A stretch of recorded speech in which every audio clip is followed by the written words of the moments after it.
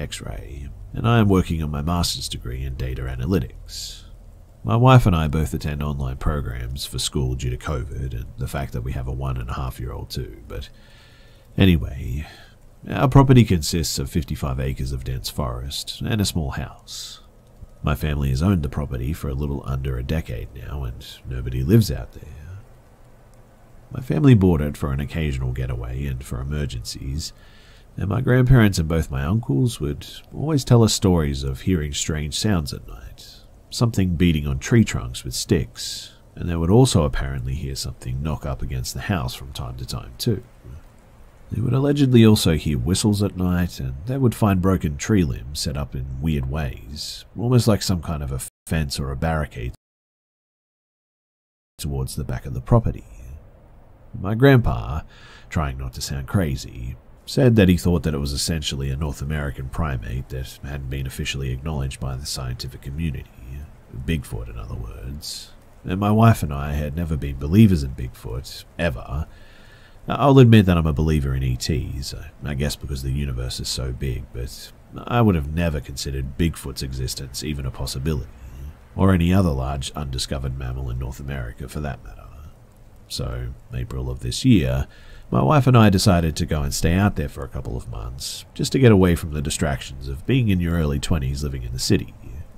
So literally on our first night there, after moving all of our stuff in the house, we started experiencing all of the same stuff that my family described. Weird noises, knocks, whistles, always feeling like you're being watched. We would have fires right by the tree line at night and have a few drinks and whatnot.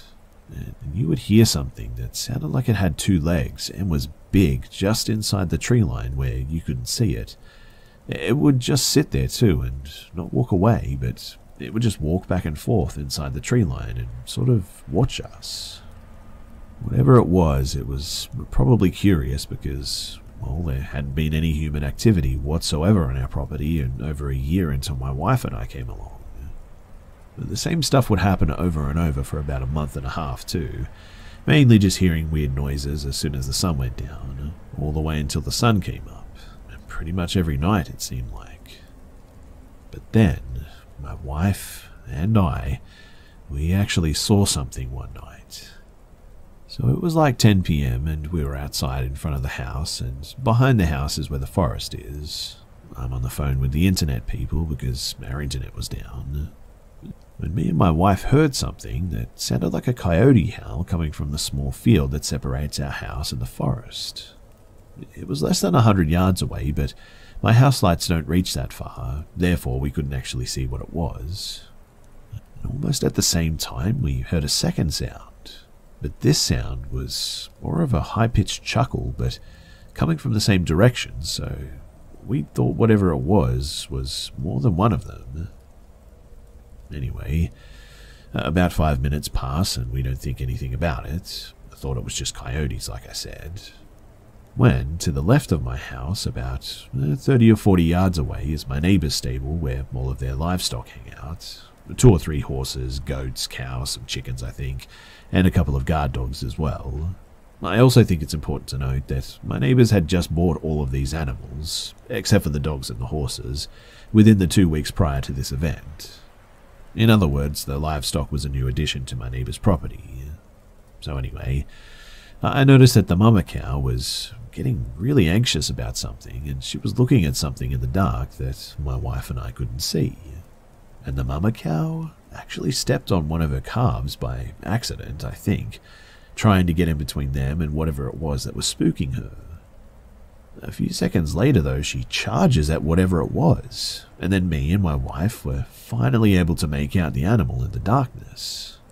At first it was on all fours, or kind of squatting down, and when the cow charged at it, it stood up on 2 legs and ran away like that.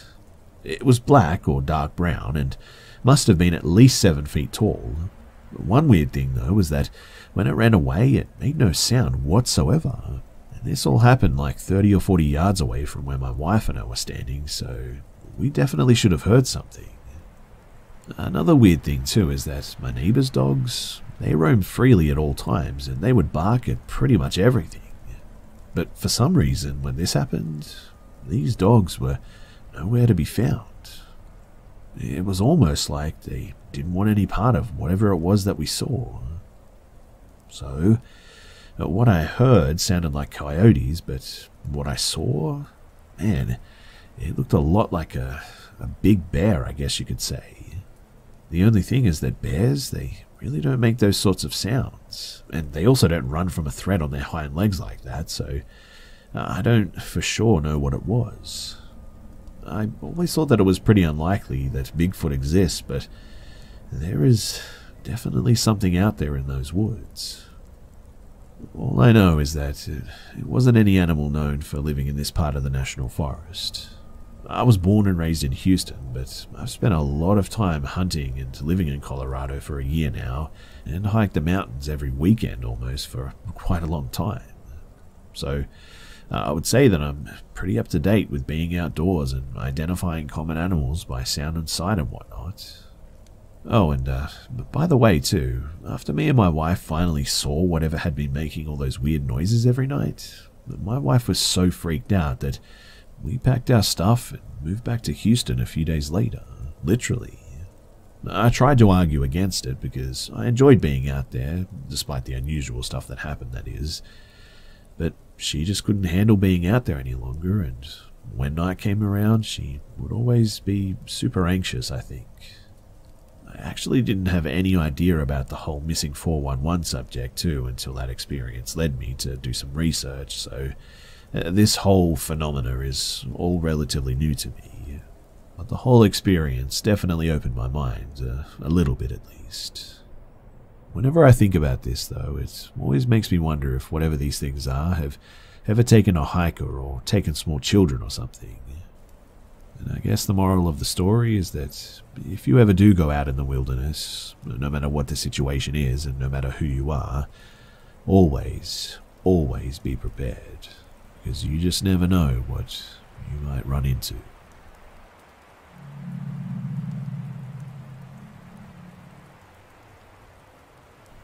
So something incredibly terrifying happened to me about 12 years ago now. I'm a female, and I was about 14 at the time that this occurred. I had just been put into a foster care due to family issues that never really resolved. It had been a very stressful time, to put it lightly. I was moving schools, lost all of my personal belongings, aside from a bag of clothes and a few action figures, lost my siblings and my mother, and lost my original home all at once.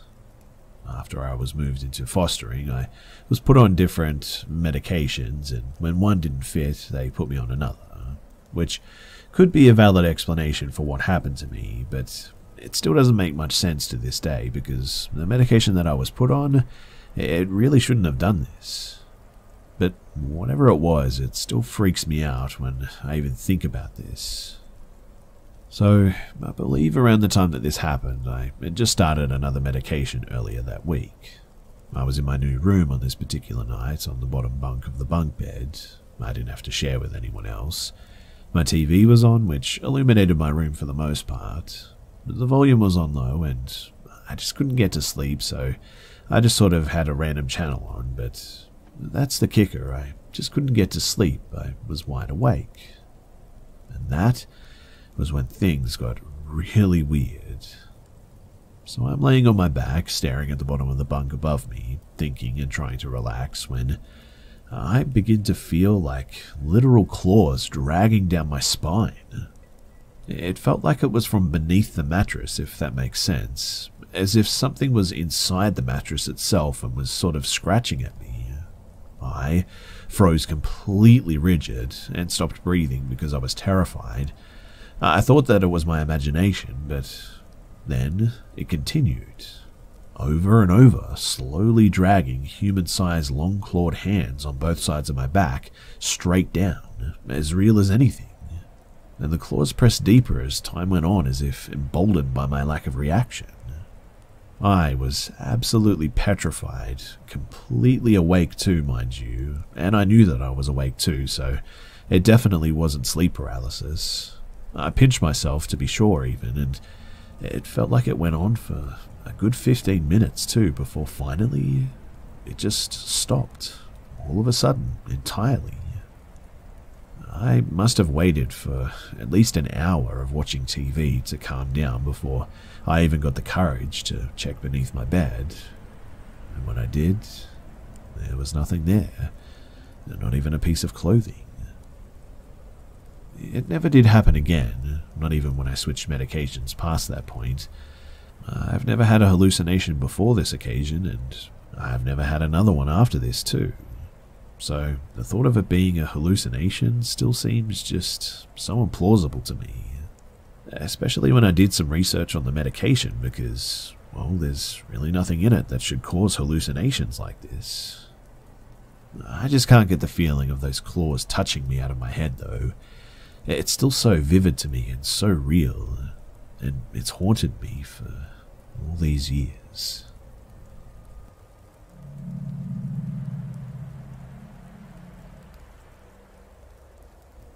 Back in undergrad, two of my friends from Res and I, we moved into the second floor of a triplex located just outside of downtown where our school is located. Our neighbours downstairs were girls that we knew from the Res, and upstairs were upper year guys that also went to our school. And one day, my roommate Elle and I were sitting in the living room when Angie, our other roommate, comes home and tries to open the door. The house was laid out, so you sort of enter right into the living room, but our couch was sitting in a sort of nook facing perpendicular to the front door, so you couldn't really see us sitting there. Angie knocks and yells at us to open the door for her because she could see the lights were on. I go to let her in and she asks, "Hey, do you guys always lock the door when you're home?" Ellie and I just sort of looked at each other with a like, "What the heck? Duh," and explained to her that we lived in the middle of a city and of course we always locked the door. Maybe it was a cultural difference or something, since Elle and I grew up in the same large suburb, and Angie was from a very small town in France where it was probably safer or something. Now, it's definitely safe where we live, don't get me wrong, but it's a busy area and, well, you just never know, right? However, even after we told her to always keep the door locked, Angie apparently kept leaving the door unlocked when she was home. A few days later, too, I get home, unlock the door and go inside. I met with Angie yelling, asking if it's me or Elle who's home, and she tells me that before I got home, when it was still light out, she was sitting on the couch and someone opened the door, but nobody came in.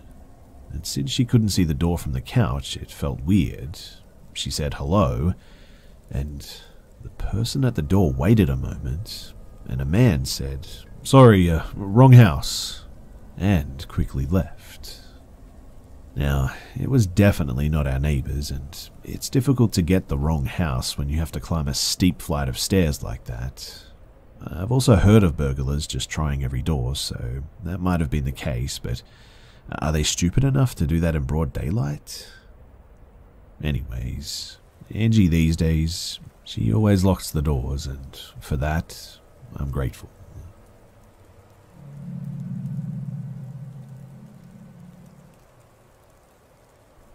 This was a few years back, but I want to share this experience with you guys. First, I would like to say that no, I'm not a grave robber, nor am I a pervert or anything like that, but I was a construction worker back then, and we had to replace an old connector water pipe from a great church in our city with a new one. Around the church there was a lot of green lawn which, as we're about to learn, was allegedly used as a graveyard for the richer citizens from like 1100 up to 1800.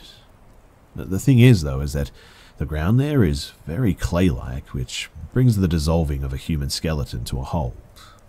This, mixed with the old grave-digging habits from the people back then, led to our excavator digging out lots and lots of human bones as soon as it got deeper than 1 meter, that is. It was pretty awkward, as our instruction team was just standing there staring while the excavator unearthed whole skeletons and then cut them in half, because in real life the bones aren't still connected like they are in the cartoons and such. And I, as the trainee back then, got the unfortunate job to pick the bones from the earth pile the excavator created, while my 3 co-workers just stood there refusing to even touch anything. I stood there wearing gloves, taking up bones and complete skulls sometimes, brushing them off more or less clean and collecting them on a piece of cardboard until the archaeologist showed up on the site. They took photos and told us some facts of when the place was a graveyard before taking off again. After the work was done, we threw everything back in before the holes got filled up. Now, the thing about this whole experience, though, was that as soon as I started working at the bones, I just felt like I was being watched all of a sudden. Not by my colleagues, too, but by something else. At some point, too, I was even able to see something, but only from the corner of my eyes. At one point, too, I saw two people standing right next to the hole, just watching as I did my thing, but as soon as I turned my head, whoever was there just disappeared. At first, I could have sworn they seemed to be upset. At gestures, I didn't quite see them, like I said, but I sort of thought that I saw them, but as they seemed to notice that I was very caring and respectful with the remnants, they just sort of stood there watching me. After that, they disappeared, but I saw them again. You see, they reappeared in the same style on the always free back seats of our car as we headed back to the department. Apparently I was the only one seeing them, but my co-workers were a little bit creeped out by the fact that I'd touched human bones without hesitating like that. Thankfully, whatever this was stopped after I prayed for them later on, but it was a fun job, I'm not going to lie, but man, it was a weird experience, let me tell you.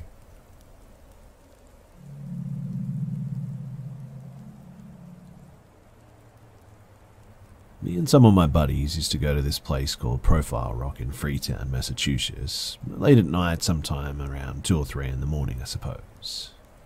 One night during the summer, I go to Profile Rock with 3 of my friends at 2:30 in the morning, just to mess about and explore and whatnot. Now, I didn't know this at the time, but Profile Rock in the area that we were in is a part of an area called the Bridgewater Triangle, which is a site of alleged paranormal activity, and also one of the most haunted areas in the state that I live in. But continuing on, we climbed Profile Rock itself, stayed on top of it for maybe 3 or 4 hours, and we all decided to leave at that point.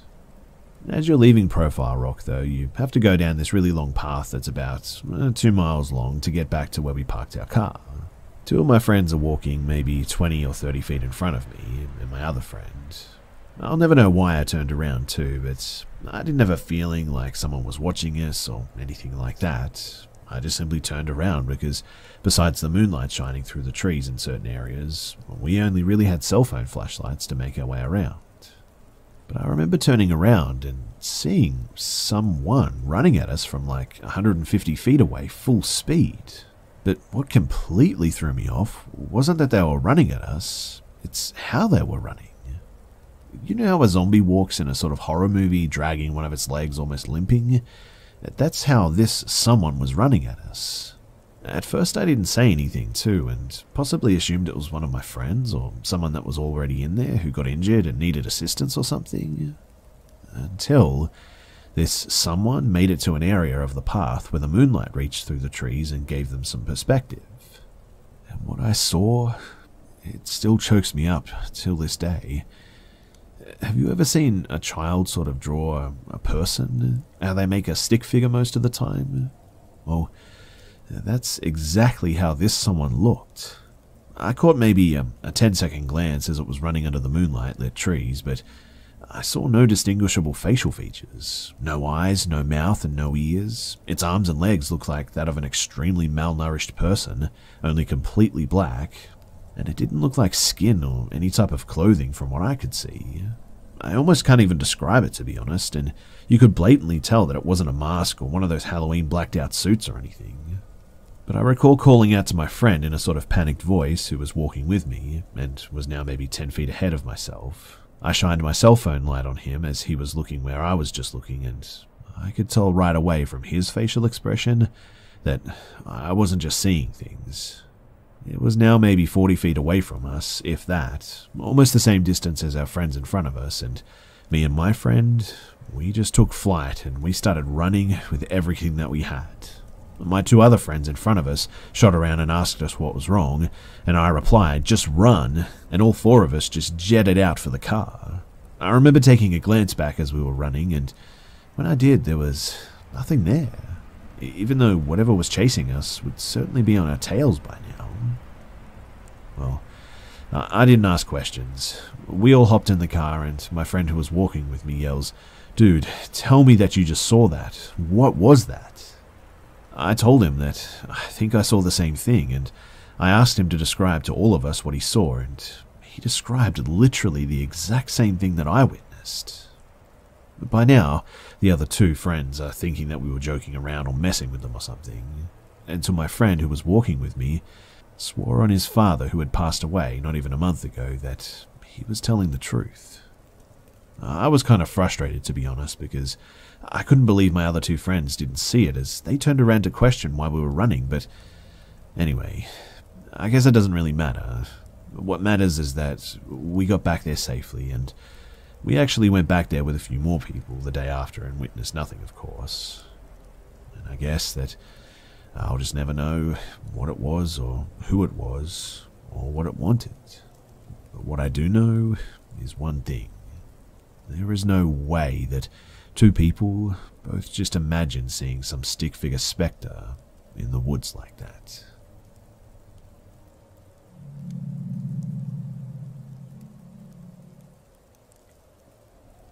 So, this started 2 nights ago, and I'm hoping that someone can give me a guess as to what could be going on. Note, too, that I do have nyctophobia, though outside at night doesn't bother me like the inside of a dark house or room, due to childhood trauma, which I won't go into. So, on one side of the room I have white Christmas lights dimmed down a bit for some light at night. Luckily that doesn't bother my fiancé, but he could sleep upside down in a hurricane, to be honest, so it's easy going. And 2 nights ago, I woke up in the middle of the night and went to the bathroom. I couldn't get back to sleep afterwards. I have bad insomnia too. So I was just sort of laying in bed, bored, debating on just staying up all night, but was pretty much just staring at the ceiling, just chilling and waiting to get tired again. When all of a sudden it was like every sense that I had yelled danger. I mean, the hair on my body stood up, goosebumps all over. I was overwhelmed with complete fear. I can't exactly describe the feeling, but if you guys have ever been put in a dangerous situation, then you might be able to relate. Anyway, this is where things get a bit weird and confusing, to be honest. So, there was a figure in the doorway, except I couldn't really see it clearly. It's hard to explain, but my senses were telling me, hey, there's something there, but my eyes just couldn't really make it out. I could follow it with my eyes, I could sense it, but I couldn't exactly see what it was. It's hard to explain, but whatever this thing was, it wasn't like a solid shadow, it wasn't like humanoid in shape, that I could tell anyway. It was like a mist or smoke, but not dark. Tall and kind of shaped like if someone had a sheet over themselves and just stood there, that kind of shape. Yeah, I know that it doesn't really make that much sense because, like I said, it was hard to see, but it was almost like I knew that it was there, but it was possibly camouflaging itself or something. Again, I'm sorry, but it's just hard to explain. Anyway, moving on from that, it went from the doorway to the other side of the room at the end of the bed. It didn't walk, it was more like it teleported, to be honest. It sort of jumped from place to place. Meanwhile, every part of me is telling me to run and danger, but then I see it go from the end of the bed to my side of the bed, and at this point, I sit up and my senses are going completely nuts. I can and cannot see whatever this thing is. It's sort of moving out of my peripheral vision and sort of in and out of focus. It moves to the end of my bed directly in front of me, and my instinct is saying danger again, and every part of me is telling me to move and move now. Well, I didn't because, as I said, I could see it but not see it at the same time. So, going from my eyes, I thought maybe I was just kind of overreacting or something. Maybe I was hallucinating. Maybe I wasn't really seeing anything at all. I don't know, but a few seconds later it lurches at me. The best way I can describe it is it just sort of jumped at me. I couldn't yell. I tried. I was shoved back onto the bed, and the feeling was a mix of sort of static and electrical shock. Think if you sort of held onto a livestock electric fence for a few seconds or something like that, over my entire body. I managed to throw my arm out, smacking my fiancé and grabbing his chest, basically grabbing onto him for dear life. He jumps up absolutely confused and half asleep. He sees me basically scared out of my mind, and this thing just fades away. I couldn't talk for a while, but I could move. I explained to him what happened, and he just hugged me until I was able to fall asleep again. And last night, I had a similar thing happen again. But this time, I tried to really focus on whatever it was with my eyes, because once that feeling came over me, I just knew that it was coming, and I can't really do anything about it. But this time I focused, and it went to the top left corner of the bedroom, and it was more shadowy this time, if that's the right word.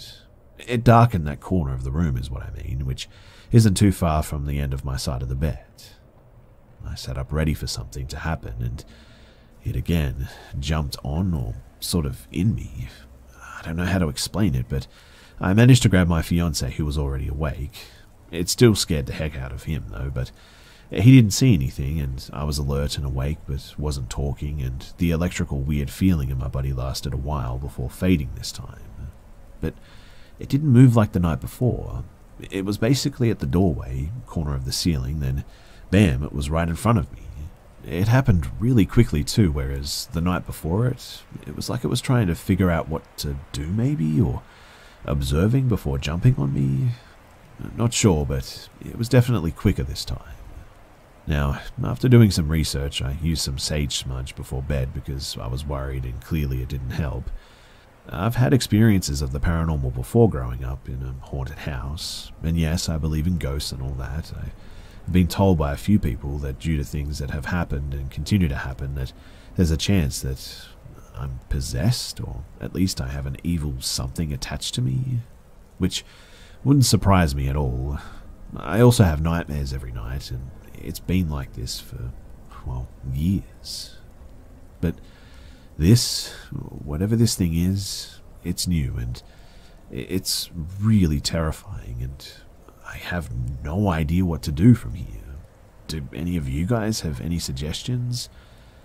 Also, I'm sorry, I know that this story is a bit confusing and all over the place, but my fiancé is very supportive, and he also believes in the paranormal, which I'm thankful for.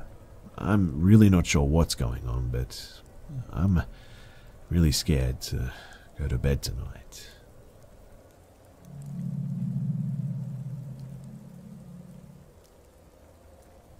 So this happened this week.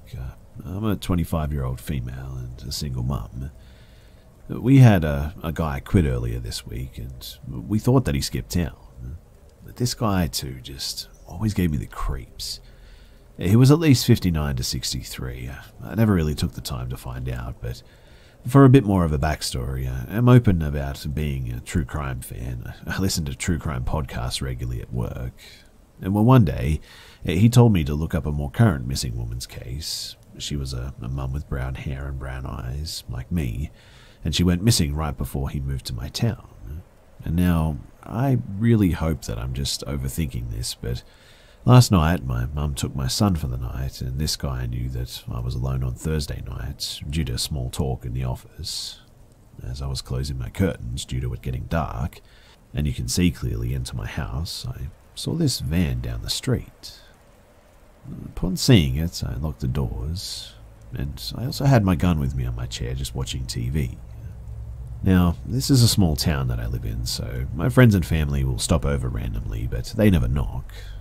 So, when I heard a knock at the door, I loaded my gun and looked out the window for a vehicle, but there was nothing. Whiskey, my dog, started growling, which he never growls, barks a little bit. He's a little dog, but I've never heard him growl before. Something just wasn't right. Even though my ex-husband taught me all sorts of self-defense too, I called the police, and with snow on the ground, there were footprints going all around my house, and he also left the gate open. I haven't heard from the police if they found him yet. I lock my doors more often now and have friends and family call before they come over too, but it was a really creepy night, and whoever that was, I just hope that it wasn't him.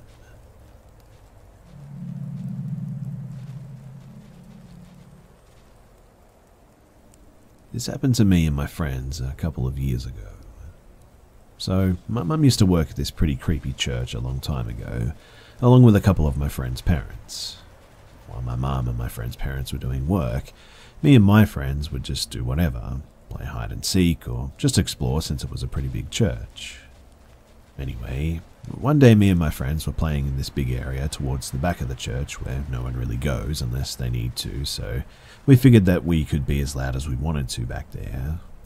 While me and my friends were running around, one of my friends decided that he wanted us to go and see what was at the bottom of this stairwell towards the far left of this big area.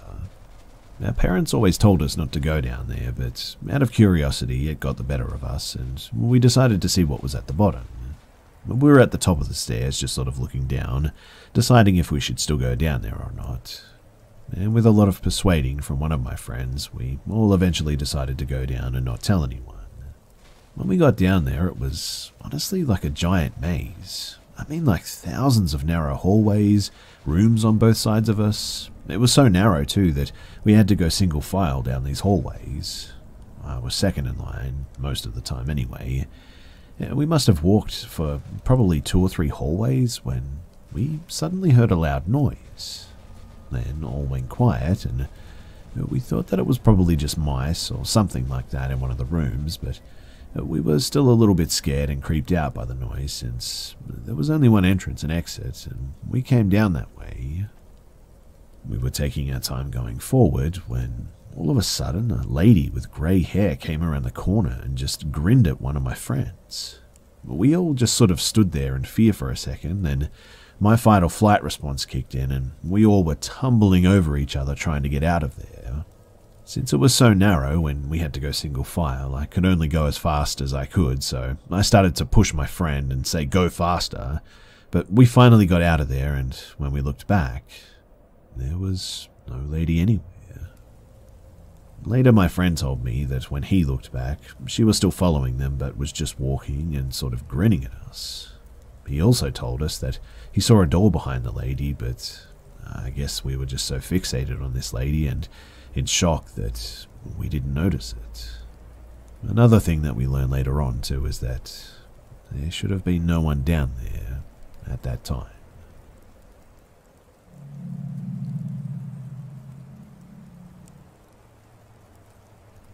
I'm a single mother to an obnoxiously adorable 7-year-old boy. This happened when he was 5 years old in the summer of 2018, and the what-ifs still haunt me. So, there's a beautiful park on the river that my son and I used to frequent. On this summer evening, we decided to picnic in the park for dinner. When we arrived, there were lots of families playing with their children on the playground. We found a spot in the grass near the water, laid down our big purple blanket and began to eat. I was facing the playground, just people watching, when I noticed a group of 3 children that seemed to be alone. There were 2 boys and 1 girl, and they looked to be between the ages of maybe 9 and 12. And you know that bad feeling that you get when something just doesn't feel right? These kids, for some reason, just gave me that feeling almost instantly. I brushed it off, though, because, well, they were only kids, right? My son and I were almost done eating and ready to play when some dark clouds came rolling in. We live in Florida, and this is standard for a summer evening, so I decided to wait it out and see if it would pass. It did. Everyone cleared the park, with the exception of the group of children that I mentioned before, and it was at this point that I realized that they were definitely alone. I figured that they must live nearby or something. Either way, I took my son on the swing, and these kids were just sort of hanging around near us and staring, but not saying anything. Then the youngest looking boy came up to my son on the swing and stood in front of it so that my son almost hit him while he was swinging. He just stood there. I asked him what he was doing, and he didn't answer. It made me super uneasy, so I took my son off the swing and over to the jungle gym on the other side of the playground.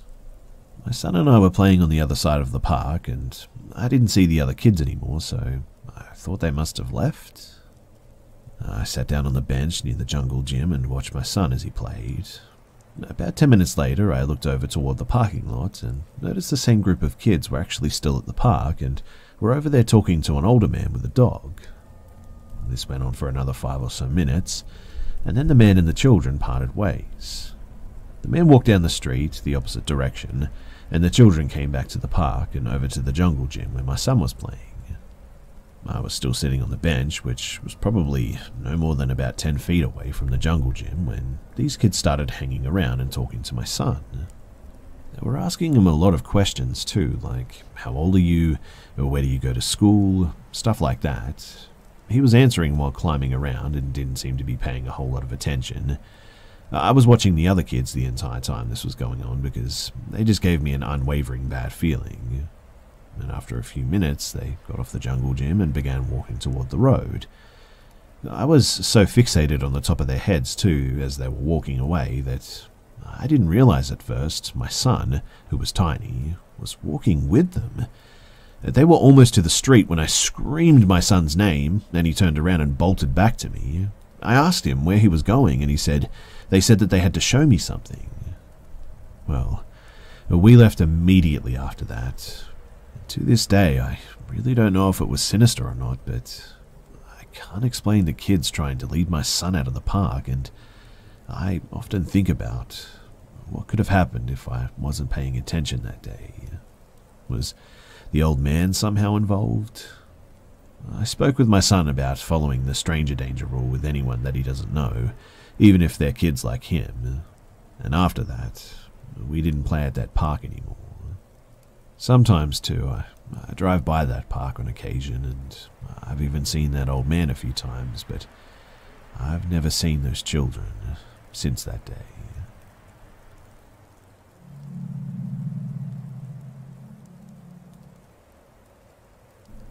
So there was one time about maybe 2 or 3 years ago now when I was in the woods camping with my brother, and we had just gotten there at around 4 p.m. to set up and everything.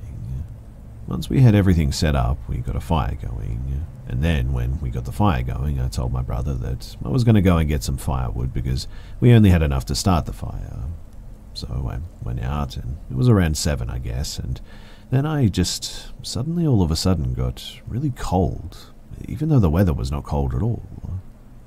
When I got this sudden rush of coldness too, I felt a heavy feeling of just pure evil and hatred and despair, and I immediately went back to my brother. He told me that it was fine and that there was probably just a strong thing of wind that made me cold or something, but I knew then that something was definitely wrong. Anyway, we sat around the fire and I just felt like someone or something was watching me the whole night. Once again, I started to feel that same feeling of evil and all that stuff faintly. It slowly started getting worse and worse, as if it was sort of growing inside of me, but I brushed it off as just my mind playing tricks on me, and I went to bed. But at around 2:20ish in the morning, I heard something that sounded like a scream, and it actually woke me up. I immediately looked around the tent and got a flashlight. When I turned the light on, I noticed that my arm was bleeding and had been cut open by something in like multiple spots. I woke my brother up in a bit of a panic and told him what happened. He said that he didn't know what I was talking about, and my arm was not even cut, even though I was looking right at it, and it was obviously cut open and bleeding. I said, "Are you joking?" And he continued to say that nothing happened to me, and I was pranking him. It was around that time, too, that I felt a huge amount of pain in my arm, and then I heard the scream again, but it didn't sound like how a human screams. It was more of a screech, like there was an animal or some sort of a creature in the distance that was in pain. I looked at my brother and asked if he heard it, and he said, "What do you mean? Did I hear what?" And nothing happened. At that point, I was pretty terrified. I was praying that nothing would happen for the rest of the night too, but after a few minutes I heard that scream again.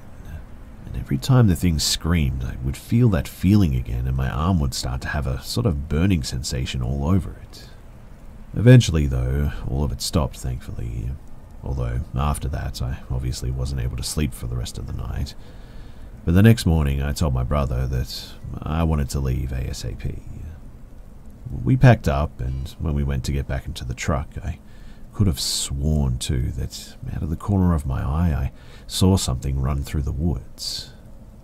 We got to the truck and I looked to the right while packing some stuff up, and 4 of the trees had marks like they'd been clawed by some sort of a huge, maybe bear or something. But the thing is that the marks were like at least 12 feet up the trees, maybe even higher. At that point though, I was just so tired and scared that I just got back in the truck and we left. To this day, I still haven't gone camping again, and I wonder a lot just what it all was about. So, do you guys have any idea on what it was? Also, just to clear some things up, no, I don't take any drugs. No, I don't have any mental health problems as far as I know. No, I've never hallucinated before, and I just have no idea why this happened.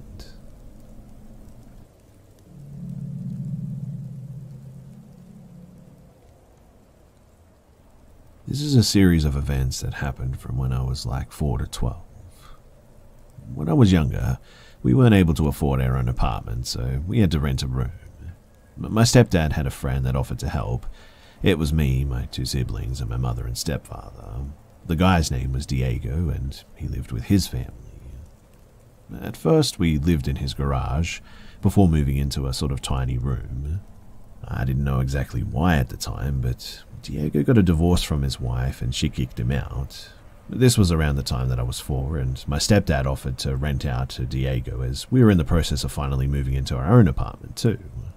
So we moved in and all was well. Diego brought his son, whose name was Valentine, and they rarely let us in their room.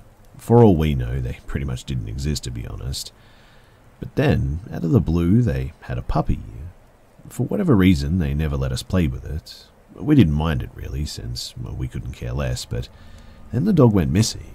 Well, so we were told anyway. D and V, Diego and Valentine, didn't seem to care, and again they got another puppy. We didn't think too much of it at the time, I suppose. I mean, we didn't care that much, but it was a bit weird. But one day, my mum goes in to speak with them about something mundane, and she was shocked to see an altar to some foreign god or something. We eventually found out that it was a notorious saint of death that the Mexican cartel prayed to, and it turns out we now understood exactly why the puppies were going missing. My mum was completely terrified and told my stepdad, who then kicked them out. They moved out a few apartments down, and I remember V would always taunt me with knives whenever I saw him after that. I also have some other stories of Valentine, but I might save those for another time. But anyway, me and my sister moved into the room and never really cared because we didn't know what was going on at the time. But one night, me and my sister were watching Family Guy when we heard scratching on the window. This was one of those slide windows that went to the backyard, in which there was a fence that overlooked the back of the apartments onto a sidewalk. We looked, and that's when we both saw what we could have sworn was like a werewolf-looking creature with yellow eyes just staring at us. At first I thought that it wasn't real, to be honest, but then it turned really quickly and slammed the backyard door closed, causing the whole fence to shake. And from that day to the day that I moved from that place, the fence was always bent in a way that seemed like it was pulled outward, like a ramp almost. My apartment building was just one block with 4 apartments that were all vacant, so we were pretty much all alone. I actually couldn't believe what I saw too, so I asked my sister and she said that she saw the same thing. We told my mum and we switched rooms, and now my stepdad was sleeping in the room alone. Another night, me and my sister were getting ready to sleep when the window started banging like if multiple people were hitting it at once. Again, we told our mum, but there was nothing else that she could really do. There are other times that things have happened as well. Like, we used to have this stuffed wire doll that had sort of praying hands, and one night my stepdad heard this noise and went to find out what was going on, and he found it in the bathroom with its head in the toilet like something invisible was drowning it. He grabbed it since it wasn't scared easily, and he found that it had no batteries in it, which was weird because that whole praying motion only occurred when you turned a switch on and there were batteries in it. So how it got to that position, I have no idea, and how it got in the bathroom like that, we're all still perplexed by it. But my last story, even though there's far more things that happened, was that one day we walked to the store as a full family. The walk was around 3 to 5 minutes as we went to and from a local 7-Eleven that was basically in our backyard pretty much. And when we got back, I kid you not that everything in the house was thrown over.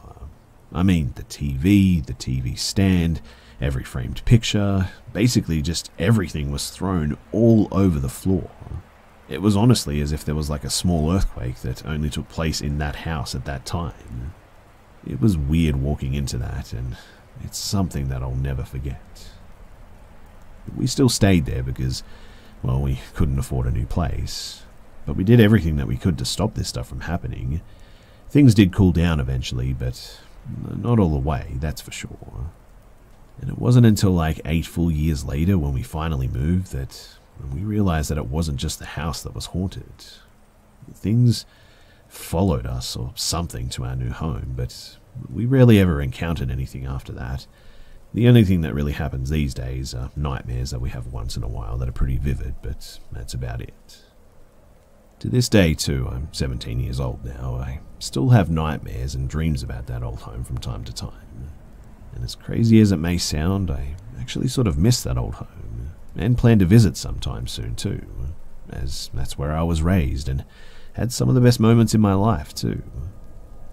Every once in a while though, I dream of someone being in my room in the dark, waiting for me to get up, only to get stabbed in the same place on my stomach. And I always wake up with a sort of weird pain as if I sprinted a mile after drinking a gallon of water without stretching.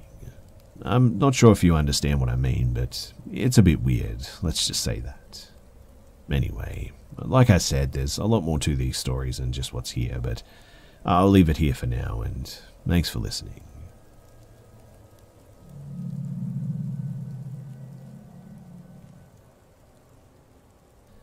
So just to give some context, I'm currently in the UK, and the town where I live is known for its drug scene, but it doesn't have a violent crime problem to speak of. And I think that's why I found what happened so shocking, because I lived in London before, and while some messed up stuff did happen to me there, it was nowhere near on the level of what happened to me earlier this year. So my partner and I, we live together in our flat, which is in a relatively busy residential area. I work from home, however, and he's out of the flat quite a lot, so I guess it might look to an outside observer like I live alone. Our flat complex was once an old factory, and we have these huge industrial windows, so people walking on the street have a pretty clear view of our dining room, which is where I work during the day. So it all started in July of this year. I'm ashamed to say that I can be a major rubbernecker, and a lot of drama occurs on the road outside of our flat, so I look out of the windows often during my workday for some light entertainment. The best one was a 2-hour breakup that I got to watch unfold in a car just out below our window, but anyway, that's beside the point.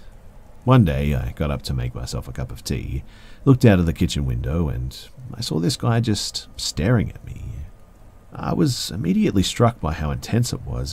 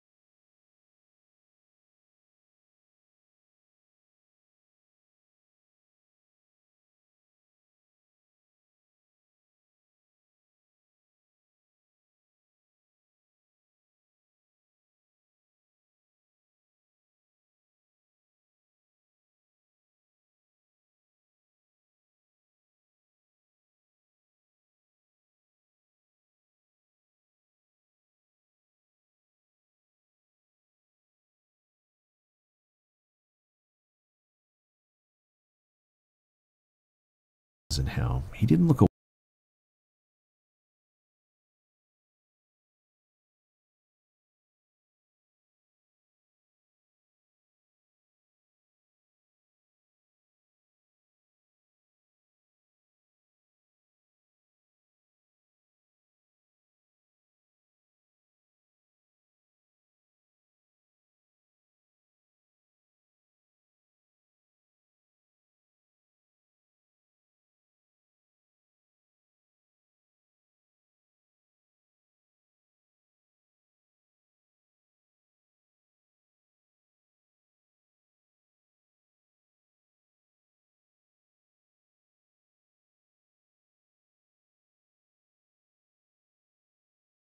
away too, even when it was obvious that I was looking back at him.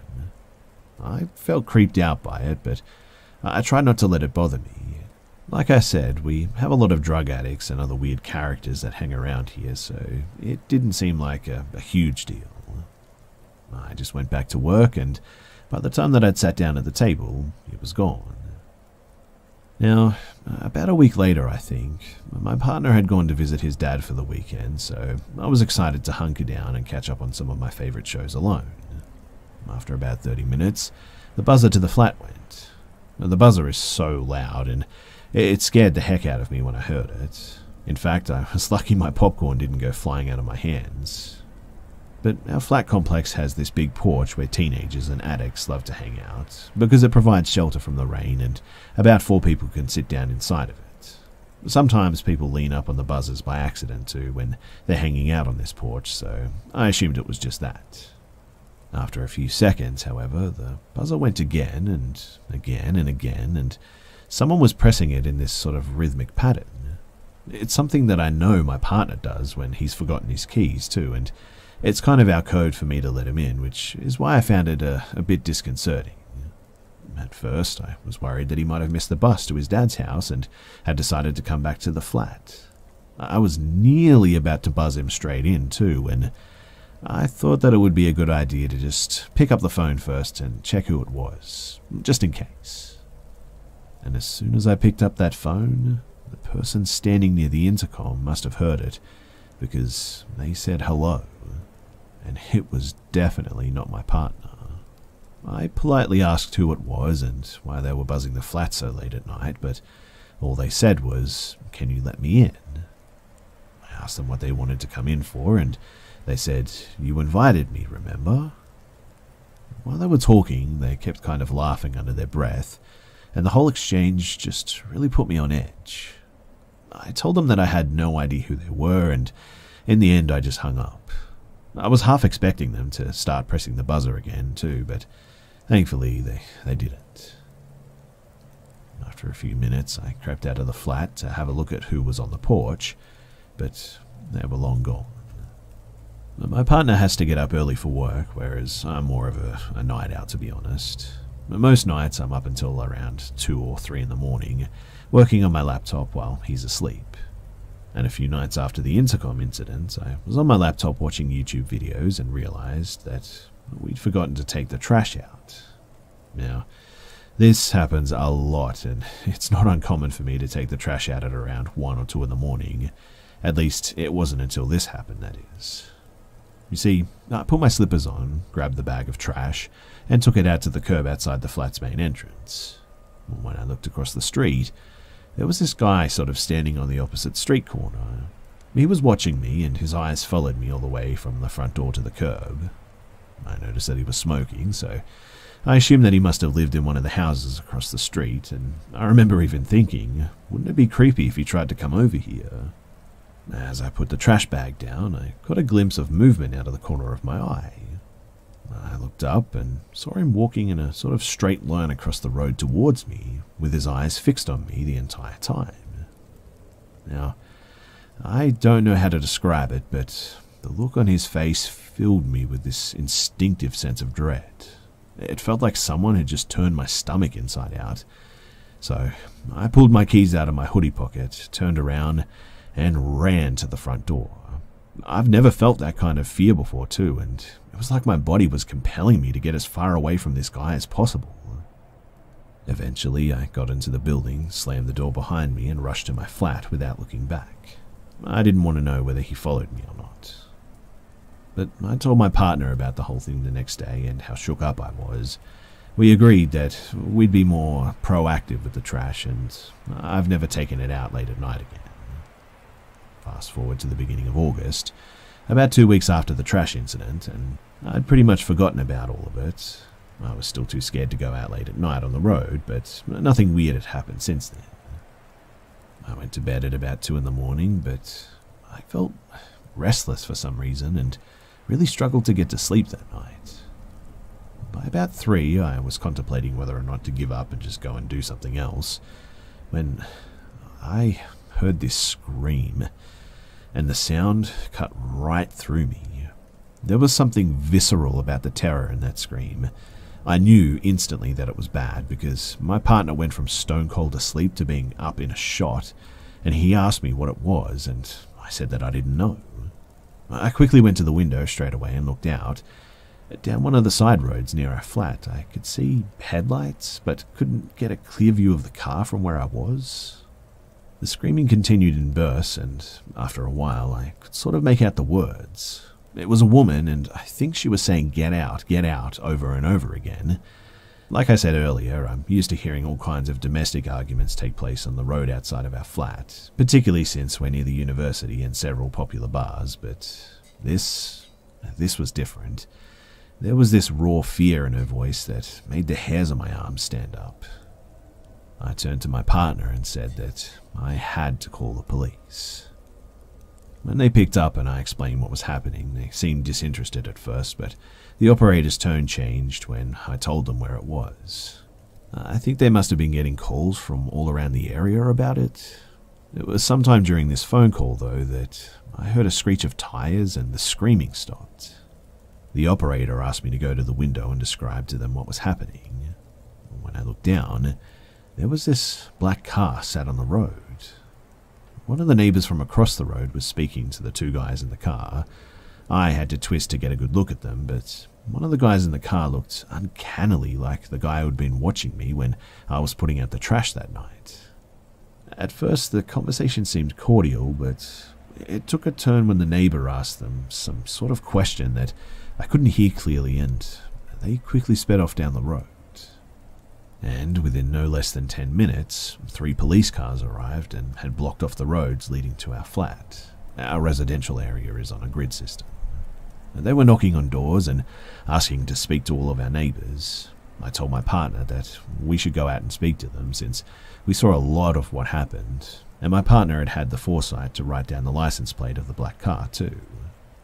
When we went out, there were these 2 girls talking to one of the police officers. They were both shaking, and one of them looked as though she had been crying. I decided to try and stand nearby and wait for the girls to finish before speaking with the officer myself, and what they said made my blood run cold. So they were from one of the houses that looked out directly onto the road where I had seen the headlights. They had a clear view of what had happened, and like us, they had been alerted by the screaming and had gone straight to the window. From what they could gather, the black car had cut off a small red car on the road, like pulled right in front of it, and that's what had caused the girl driving the red car to scream the first time. They thought that it might have been some kind of a misunderstanding, but then they watched as one of the guys from the black car got out, walked to the red car, and jumped in through the window. That's the point when the girl must have been screaming, "Get out, get out." There had been some sort of a struggle, and the girls watching said that they assumed the guy was just trying to steal the car, but then he forced the driver into the back seat, and that was when he drove off. The 2 girls were both hysterical by this point, and you could tell that they felt guilty for not intervening. I could feel that same guilt beginning to seep into my own thoughts as well. After the guy had driven off in the car, the 2 men in the black car had gone the opposite way and turned the corner onto our road, but had been stopped by another neighbor. Although this neighbor had been alerted by the screaming, he didn't actually witness what had happened, so he had stopped the black car to ask the guys what was going on without knowing that they were involved. And that was the exchange that we saw. When the guys started acting suspicious, he asked them if they would wait for the police to arrive, and that was the point that they drove off. It wasn't until we got back to the flat that I think I started to put two and two together. You see, I have a small red car just like the one that the girls had described, and I normally come back at night on that day of the week, since it's the day that I go to visit my parents.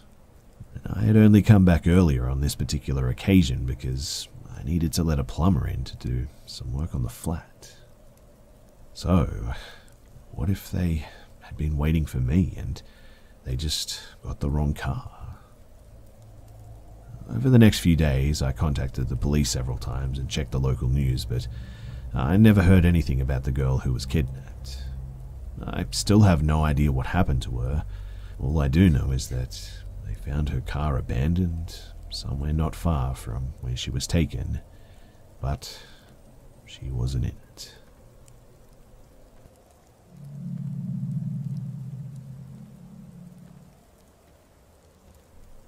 This is a story about a co-worker that I had a really long time ago. To give some context too, every summer I would do some temp work for the company where my dad worked. It was an education company, so they always needed temp workers around July or August time for all of the exam remarks that they had come in. It was data entry work basically, but it suited me fine, and it meant that I could earn a little extra cash while I was still at university. I did this every summer from when I was about 19 right through to when I was 23, and then I got another job at the same company for a bit after I graduated, but we'll get to that later. For now, all you need to know is that I was a reasonably familiar face there, and everyone knew that I was my dad's daughter. So, the main downside of working at a place like this was that I'd clock off at work at 5 PM, but I'd have to wait for my dad to finish work since he was the head of an entire department, so he'd end up staying a bit later often. Every day, I would bring my book with me and sit in these little foyer areas between his department and the department where I worked, since it had the most comfortable chairs. I must have been 22 years old when this happened too, because it was the penultimate summer that I worked there. I'd just had my hair cut short for the first time in my life, and I had it dyed red as well. So, I was just sitting on these couches reading when all of a sudden this guy approaches me. Leon tells me that he works in my dad's department and that he thought that he would introduce himself. This was a pretty common occurrence for me, and I was already aware of this guy too. He was young and decent looking, so a few of the women in my department had a bit of a crush on him. I was dating someone at the time though, and although I had never actually seen him in person, I could see what they saw in him. We got to chatting, and he mentioned that I'd changed my hair, so I told him about cutting it short, and he sort of cut me off mid-sentence, and this is where it started getting a little bit weird. He said to me, "No, first it was brown and you didn't have a fringe, then you went through that phase of curling it, then you put the fringe in it and dyed it red, after that you dyed it purple, and now you've cut it short and dyed it back to red." This guy I had just met was describing like over 2 years worth of hairstyles that I had had, and I felt a bit creeped out by it, I'll admit, but he seemed like a nice enough guy, and I guess I had worked at the company throughout that entire time, so it was sort of reasonable to assume that he maybe had noticed me before. Either way, that should have been the first red flag for sure. He asked me if I had Facebook, and I told him that I did, so he said that he would add me. That seemed pretty normal too, but then, after he'd sent the friend request, he asked me to get my phone out so he could watch me accept the friend request. I'm British, and it's therefore impossible for me to be impolite, so I got my phone out and showed him that I had accepted it. I thought that that would maybe calm him down. Bear in mind, he wasn't a bad-looking guy, so I felt a bit flattered at this point that he was so keen on me. That sense of flattery dissolved real quick. So after the Facebook thing, he kept asking me if I had MSN, and I told him that I didn't. I swear, too, that throughout this conversation, he must have asked me if I had MSN about 4 times. Then, the final time that he asked, he was like, "Please, can you get MSN so we can chat after work?"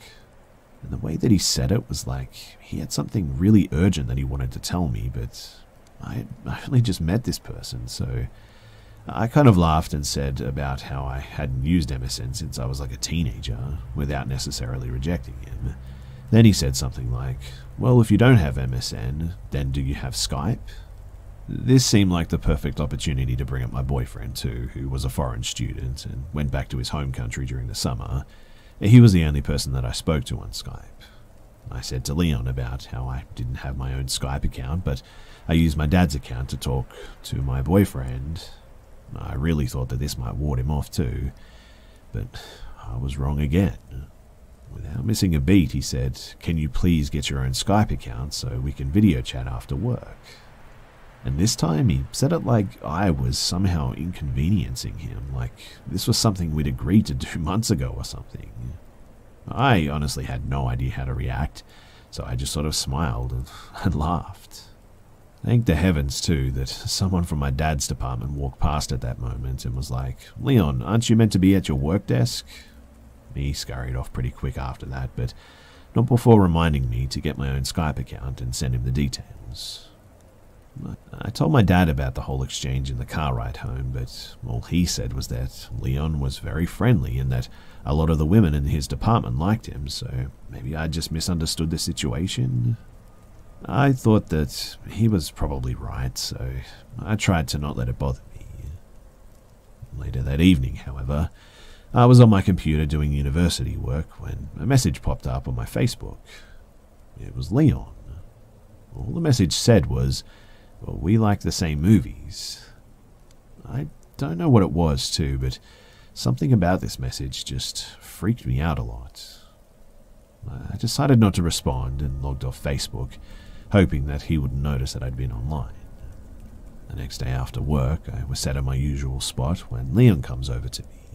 His face, though, was like thunder.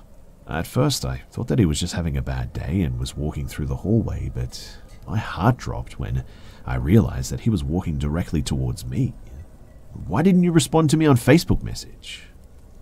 I was stunned, to say the least. How was I supposed to respond to that? Who says stuff like that in real life?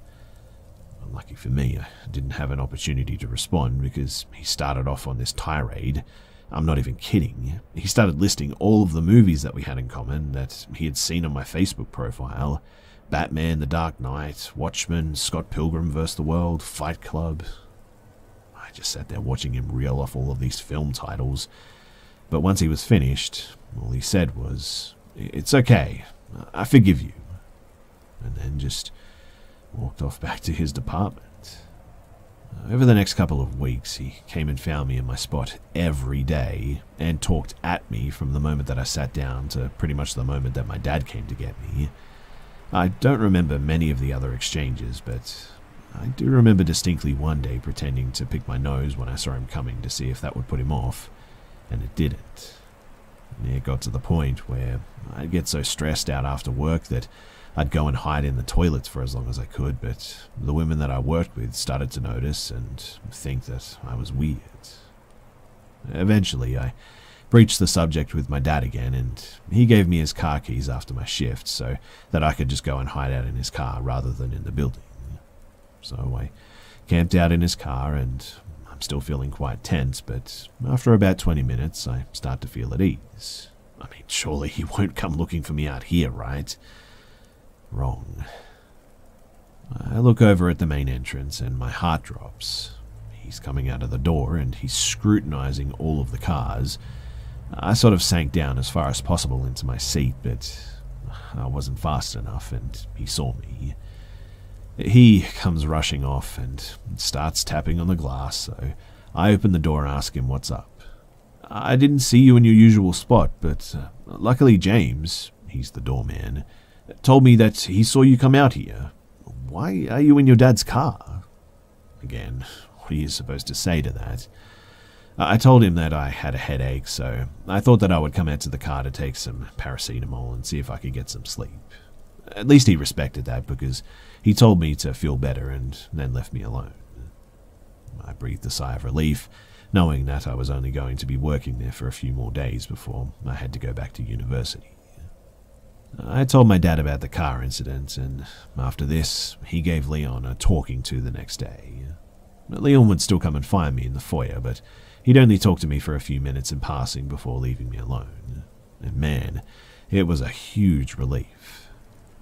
On my last day at work there, I was fully expecting him to do something crazy, but he didn't even come to chat with me that day.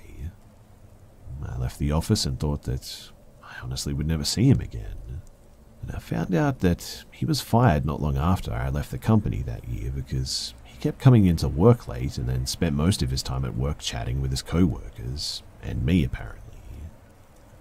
Anyway, fast forward to January of 2014, I was preparing to move to China for a position teaching English. I graduated from university and I was working at the same company, but this time in a sort of semi-permanent capacity. It was my last day at work, so I received quite a few gifts and some fuss from my co-workers. It was about 10 a.m. when who should I see walk through the door but Leon. He had been hired as a temp to do the job that I had done for so many years, and as soon as he walked through that door, he saw me, and this flash of recognition crossed his face. I just wanted to slide under my desk and die at this point, but he came walking over to me and was all smiles, asking about how I was and what I was still doing at the company, etc., etc. It was at this point too that one of my co-workers mentioned about how I was off to China soon.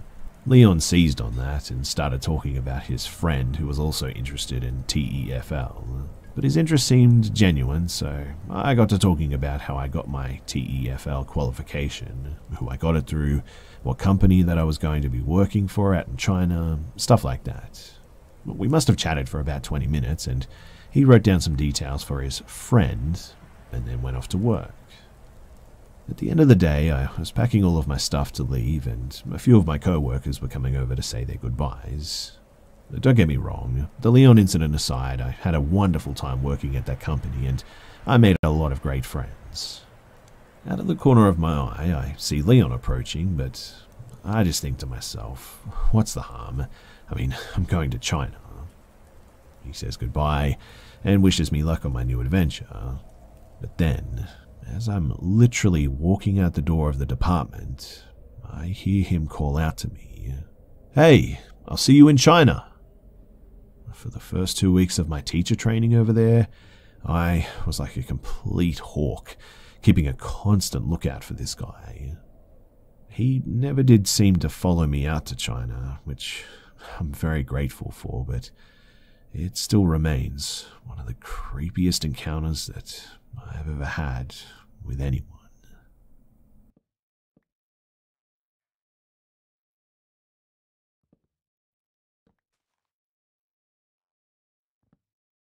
G'day mates, it's B-Buster here, and I would like to give Ana Luisa a big shout out. Shipping is excellent and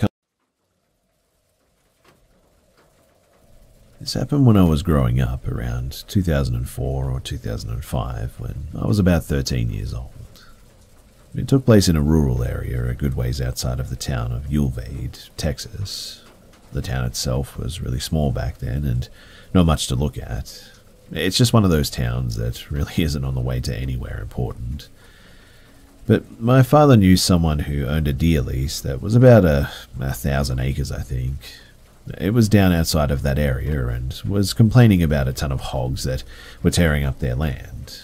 Being open season on hogs in the south, my dad thought that he would surprise me that summer and take me down for a week to go hunting for them. Not only did that help him with networking for his job, but it also gave us some quality father-son time, you know? Anyway, I remember the drive down there from Dallas was, well, pretty much torture. It was about 7 hours in my dad's hardtop Jeep Wrangler.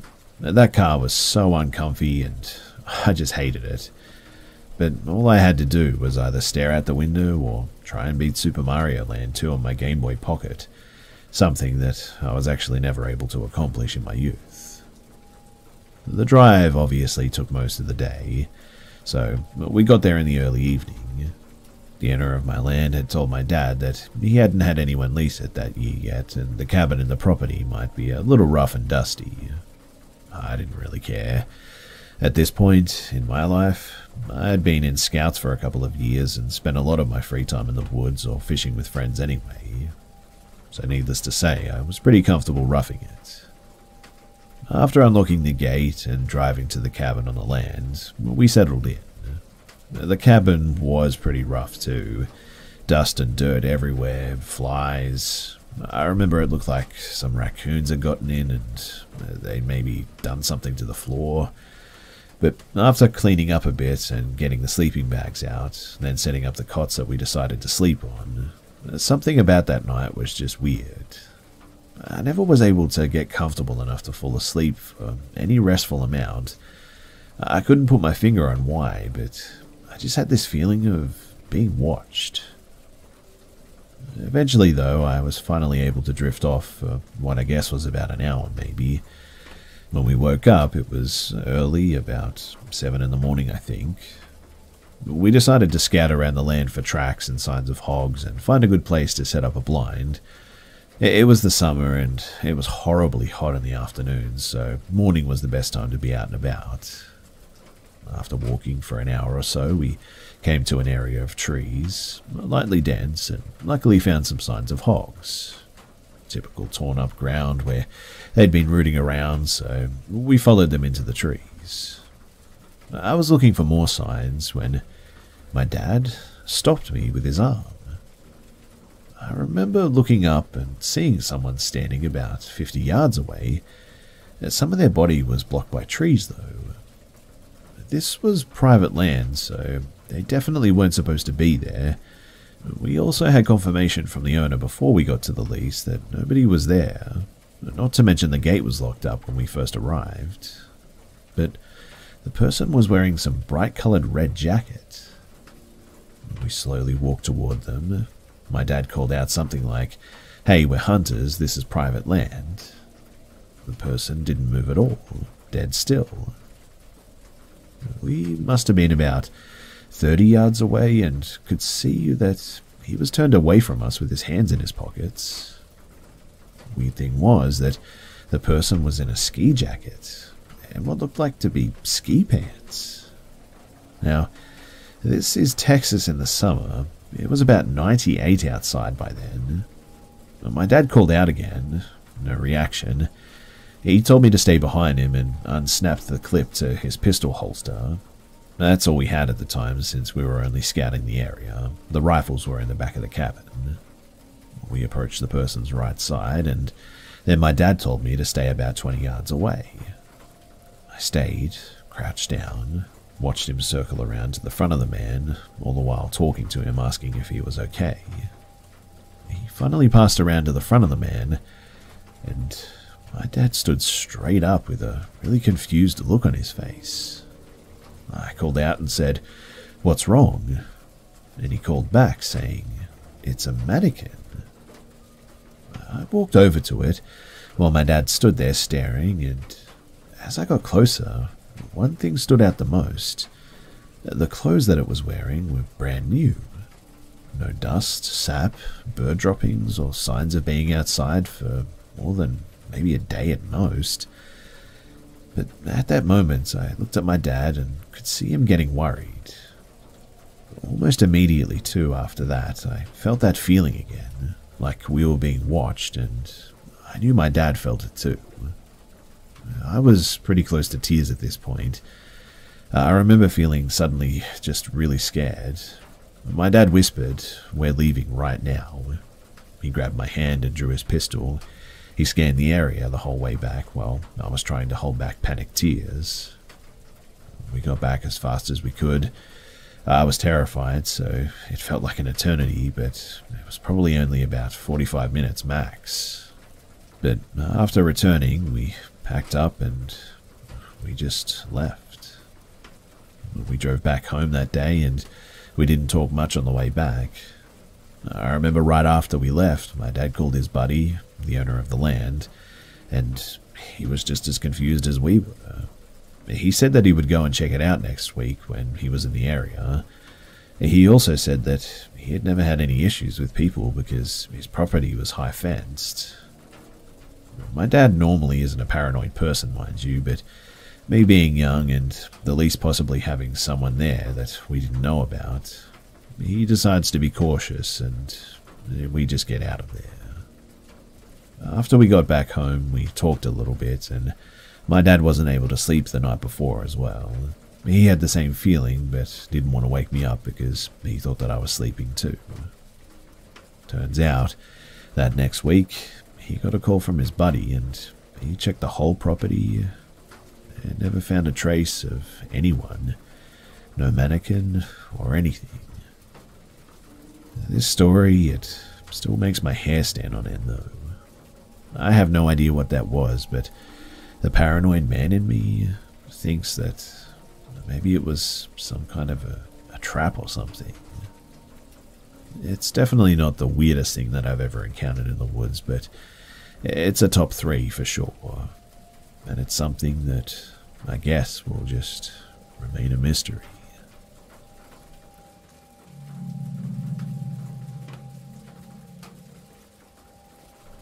So my friend and I, we decided to drive from Philadelphia to Miami Beach. Unfortunately though, the car's block cracked in North Carolina. This was around 1975, although I could be off by 14 months or so, I guess. But I thought that it would be a bit of an adventure to sort of hitchhike the rest of the way. I remember waiting all night on a god-forsaken stretch of highway in North Carolina. We got a 10-mile ride from some guy with a Prince Valiant haircut, who upon dropping us said, "I'll probably see you guys in the morning on my way to work." 9 hours later, sure enough, he picked us up in a station wagon filled with vending machine sandwiches. We finally got to the area around the border with South Carolina, and that's when a guy, the spitting image of Bundy in retrospect, stopped and asked us where we were going. When I said Miami, he said, "What street?" We were overjoyed that this young guy, older than us, was going to take us straight to my mother's house in Bay Harbor. Now, I can't prove that this person was actually Ted Bundy, but what happened was creepy, and I've researched a little and found this happened at the time after Bundy's prison break in Colorado, and at the same time that he was supposed to have moved into Florida. Anyway, after we got in the car, he offered us a joint. He didn't want to have any, but told us to toke up. Well, whatever was in that joint was powerful enough to almost paralyze both of us. He then began to start playing with the buttons on the radio, switching the stations compulsively almost every few seconds, and I began to feel paranoid because I could sense some weirdness exuding from this guy. I was in the front seat and my friend was in the back. We went to a rest stop and he just disappeared into the bathroom for about an hour. When he finally got back into the car, he said that he had to detour to his bank and he started to take us through miles of small roads in Georgia. I remember seeing houses on stilts in marshland, but he finally stopped in the most remote location where there was a single building that looked like an abandoned tavern, maybe. We were still stoned, and he got out of the car and went behind this building. I remember seeing palm trees, I think, and was so shocked that palm trees were so far north in Georgia. Anyway, he got back into the car and had these sunglasses on, and I noticed that he seemed short as he walked back to the car. He said that he had to now speak with his lawyer and began to talk about real estate law and the changes in the law that would allow development in this area. And we drove for hours and hours until we got to Jacksonville. He pulled a car over on a strip mall-like area and told us that there was a change of plans, that we had to get out of here. We were exhausted and hungover from the angel dust or whatever was in that joint. We saw a bus station and took a bus the rest of the way to Miami. As I think back on this, though, I am almost certain that this man was Ted Bundy. I still see his face, and man, he looked a lot like him, and the time frame and the location were right too. We were 2 men, so I don't think that we were in danger, unless Bundy was considering killing men at some stage. I think that maybe he was just enjoying messing with us. I don't know, but that's what happened, and I'm pretty sure that I met Ted Bundy.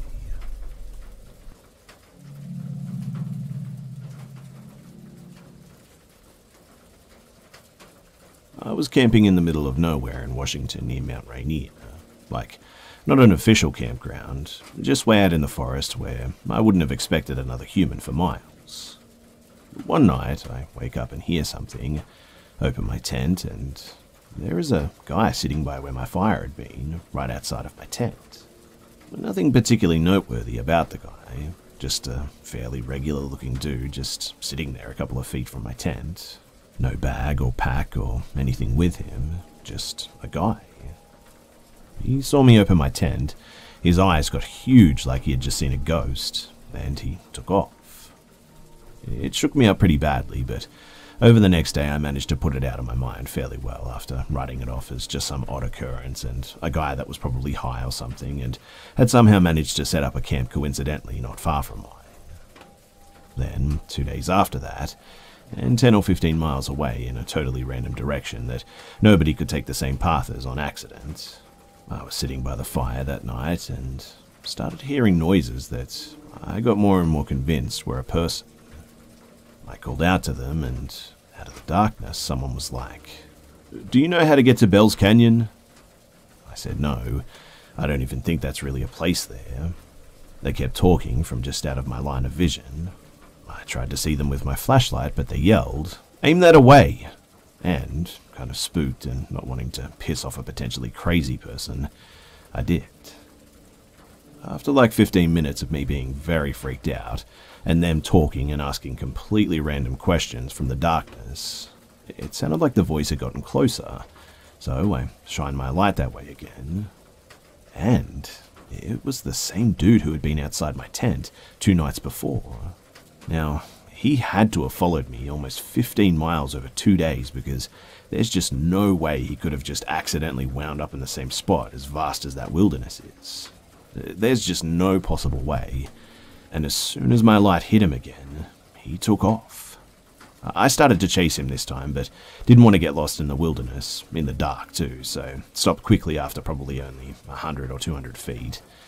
But this one definitely couldn't be written off, because the only way that he could have been in both places is specifically if he was following me. I decided the trip was very over first thing in the morning at this point, and hiked back out over 3 days, constantly doubling back, trying to throw anyone following off my trail, and occasionally hiding and waiting to see if he would come by following me again. I really can't describe just how terrifying it was to feel like I was being hunted through the woods, and to actually have to brainstorm on things I could do to best avoid potentially being murdered. On the first night of hiking out, twice I had heard what sounded like a person walking circles outside of my tent, but by the time that I mustered the courage to look, nobody was there. On the second night, I could have sworn I heard what I thought was an animal making noises at first in the distance, but slowly decided that it sounded more like a human making animal calls. But it could have actually been an animal. I didn't actually see the guy again at that stage. But it really sounded like a person making howling noises, and I literally almost cried when I finally got back to my car.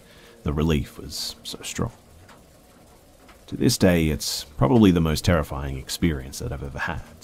I have no idea who the guy was or what his intentions were, and no way of getting an explanation, but I really can't articulate just what a terrifying few days it was.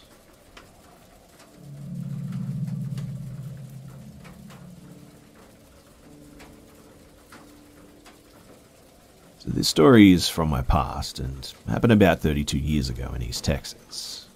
My mum and dad divorced when I was 16 years old, and my brothers and I lived with my mum. My dad visited us once in a while, but not really on a consistent basis. He was a gambler, one of the reasons my parents split up in the first place, and tended not to come around when he was broke. But on the rare occasion that he won big, he would visit and spend money on us and then disappear again. My dad said that he had a job as a shuttle driver for a local hotel. He told my brothers and me that the shuttle driving was just a cover, that he actually worked for organized crime, which he claimed owned the hotel or something. He said that his real job was to drive out to various places in the area to pick up fugitives running from warrants, or otherwise wanted by law enforcement, bring them to the hotel to hide, and then later they would move on by means my dad said that he didn't know about. Now, my dad was always a blowhard and always exaggerating or out-and-out lying, so my brothers and I just sort of blew it off and didn't think much of the claim. Until something strange happened. My dad, he disappeared. It was 1988 and I was 22 years old and a college student still living at home. I worked as a full-time disc jockey on the overnight shift, 10 p.m. to 7 a.m. at a local radio station. My middle brother was 19 years old, lived in an apartment with a friend and worked at a nearby Dairy Queen. My youngest brother was 9 and lived at home. Now, one day, my brother called my mum and me and asked us if we knew where my dad was. And he says that some men apparently came to the Dairy Queen while he was at work and asked him if he'd seen my dad recently. My brother truthfully told them too that he hadn't seen or heard from my dad in months, and that he just often does that, cuts off contact for months at a time. My brother said that these men didn't say who they were, but seemed satisfied and then left. My brother wondered if these men or anyone had called to talk to us and ask us where my dad was. But we also had not heard from my dad in months. The following day, my brother says the men returned to his work, and this time they flashed badges and claimed to be FBI agents. He says that they were very aggressive and demanded that my brother tell them where my dad was.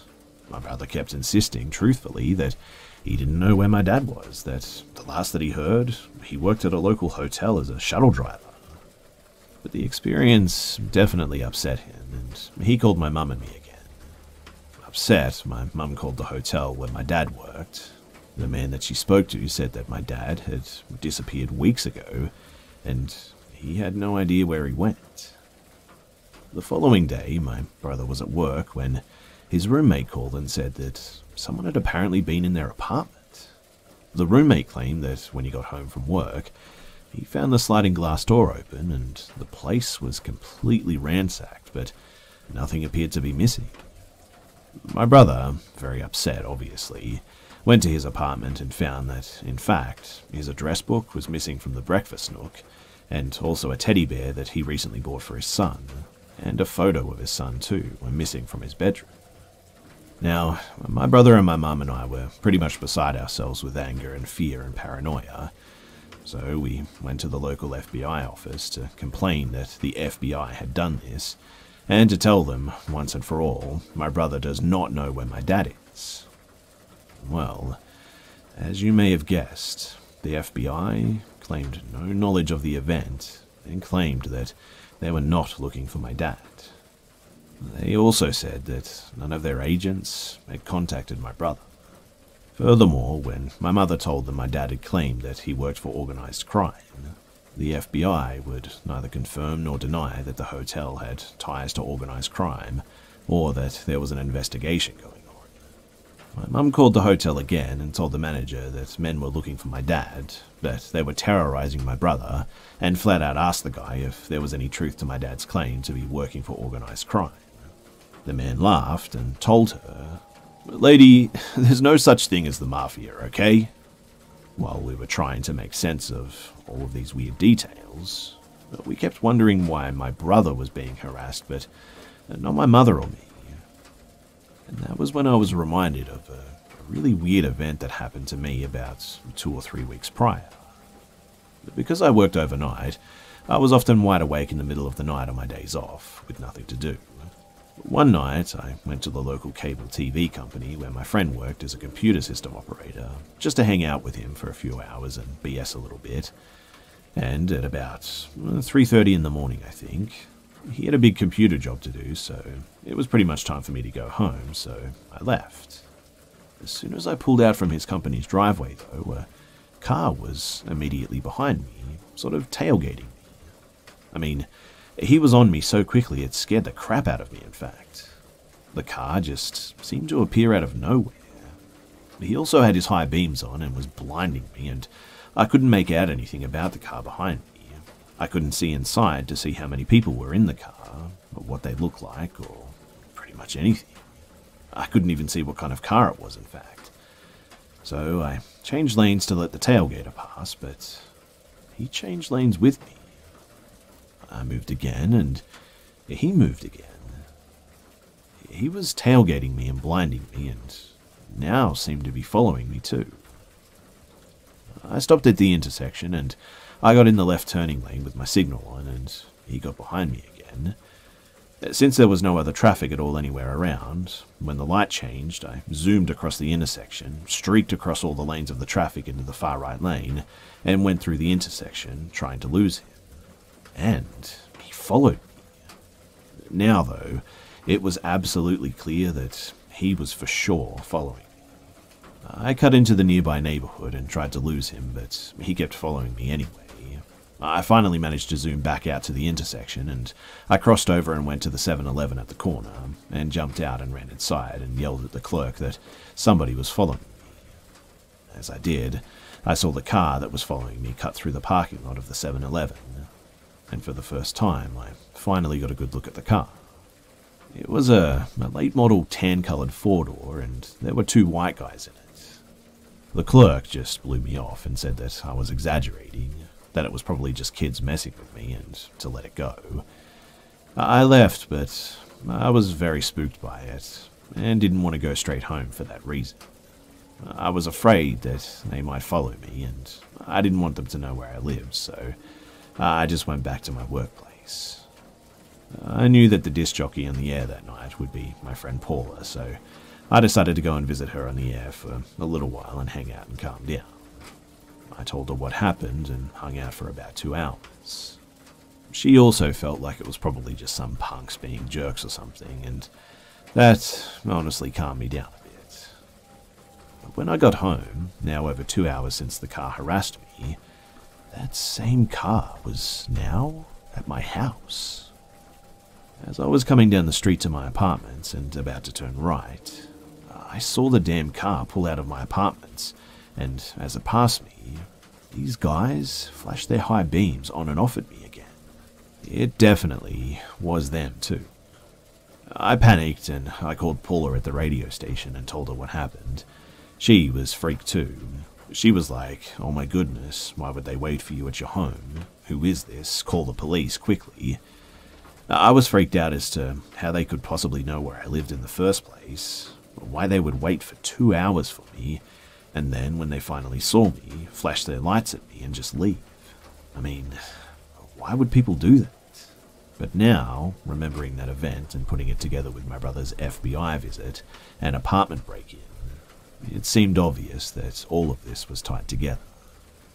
I hadn't thought about it before, but now I remembered. My car was actually my dad's car. He gave it to me about 2 months earlier when he got a new one, so if someone had been looking for my dad, they might have thought that I was him, and when they saw me coming home, realized that I'm not him, and then they just left. But who was messing with us, and why? Where was my dad? Why are these strange people harassing us? My mum and my brother and I went to the local police station, and we filed a missing persons report and a complaint too.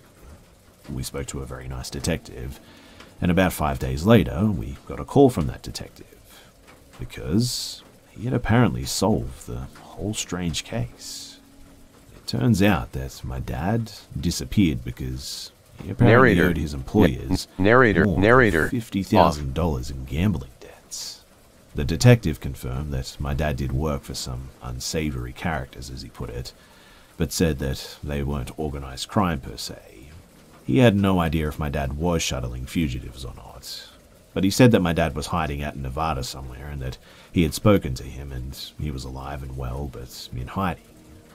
We asked, though, then, who the heck were those men and why were they bothering my brother like that? The detective explained that it's not that uncommon for unsavory bounty hunters and debt collectors to impersonate law enforcement and call and even harass people at times. My brother asked, how did they get into his apartment? The detective said that a sliding glass door is actually pretty easy to open, and they probably stole the address book hoping that it had my dad's contact information in it. They stole the teddy bear and the pictures to use to scare my brother, which obviously worked. I asked the detective why the men only harassed my brother and not my mum and me. The detective then said, because my dad had apparently used my brother as a reference on his job application at the hotel, and gave my brother's address and phone number. The FBI agents probably figured that he was close to my dad and either maintained contact with him or, if threatened, would at least contact him. So, in the end, my dad eventually turned back up in town and acted like nothing had ever happened. He never actually spoke of the incident, and we never brought it back up. I guess that he got the money that he owed back to them, but to be honest, I don't know for sure. But anyway, that's my story, and I hope you guys enjoy it.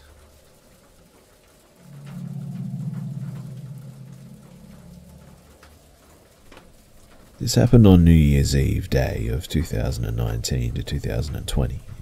I was celebrating the end of another year at my house with 3 of my friends. My dad was out at a friend's party for New Year's, and my younger sister was at a sleepover as well. Now, we were in the living room just waiting for the cookies that we'd baked to be ready, eating the raw leftover cookie dough. We were watching Netflix, Castlevania Season 2 if anyone cared. But being teenage girls with no cooking skills for anything but pastries, we had ordered a ton of pizza and fast food from the local pizza shop. So when someone knocked at the door, we originally thought nothing of it. I mumbled a comment about delivery people not knowing what a doorbell was, and got up pausing the TV and paid the delivery guy. I went back to my friends and we started to dig in, still watching the TV, and then this is the moment that I don't think that I could forget, even if I wanted to. The door to the living room was shut and the curtains were closed. TV at near full volume. We were all intently focused on the season's finale episode.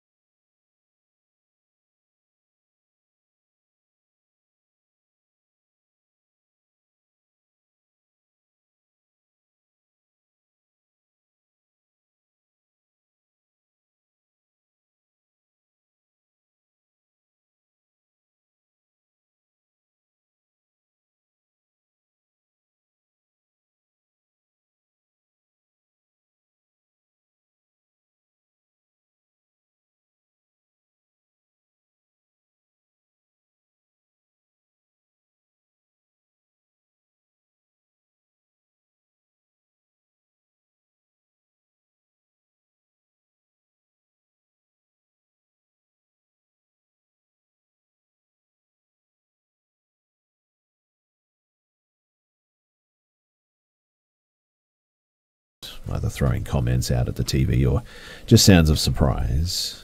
This began just as the final fight of the season started, when my best friend Ali had just shouted, "He can turn into a wolf?"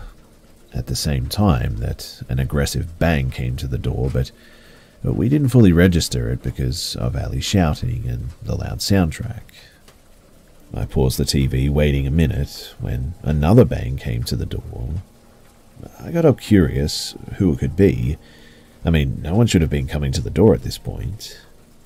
I stuck my head out of the living room, seeing a man just standing at the door. Because I'm a teenage girl, home with only 2 other teenagers, I obviously didn't answer, but just stood by the doorway, able to watch him to make sure that he left. He didn't. He banged on the door rhythmically.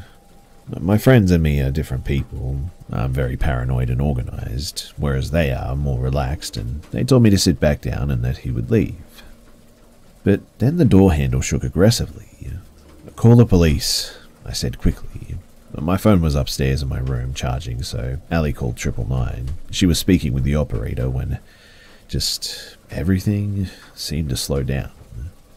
The man had thrown a rock at the window in our door, and the key was in the lock to get in and out, and I'd have to go towards him if I wanted to stop it. The police told us to find a place to hide with a lock on it, but there was no room with a lock. The bolt on the bathroom door had been broken since we had moved in, but never had a reason to be fixed. So we ran out of the living room into the kitchen, and I had 2 ideas. One, get a knife in case I had to defend myself, or at least just threaten him. 2, get out Storm.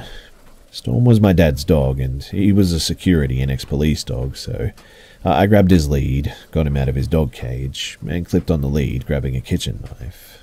I then went into the backyard with my friends. The man opened the door to the yard where we all stood, and I desperately tried not to look scared, but this man had to be about 40, long greasy blonde hair and blank blue eyes. They seemed to not give any emotion behind them, but his mouth was in a sort of twisted grin, and he was also holding some sort of a knife, maybe a hunter's knife or something. Storm was barking loudly at him, but the man didn't falter. I was hesitant to let Storm off because I didn't want Storm to get hurt. I said to him, "Come closer and I'll let him off." But he just kept walking. I backed away, standing next to my friends. "The second that I let Storm off, we get the knife, all right?" I whispered, and my friends nodded. Ali still had the operator on the phone, who said anything that we did could be classed as self-defense. So I ordered Storm to go and let him off the lead. Storm lunged at this guy, knocking him backwards, causing the knife to drop out, but not too far away. Storm had a tight grip on his arm, though, so I ran over, kicking the knife away from him. This went on for maybe 10 or 20 minutes when the police finally came, and I got Storm off of him, and my dad was called and came straight home to make sure that we were okay, which we were, luckily. But my dad, he later found out that this guy was actually a convicted sex offender who had moved in 2 streets down and saw me walking Storm and our other dog too.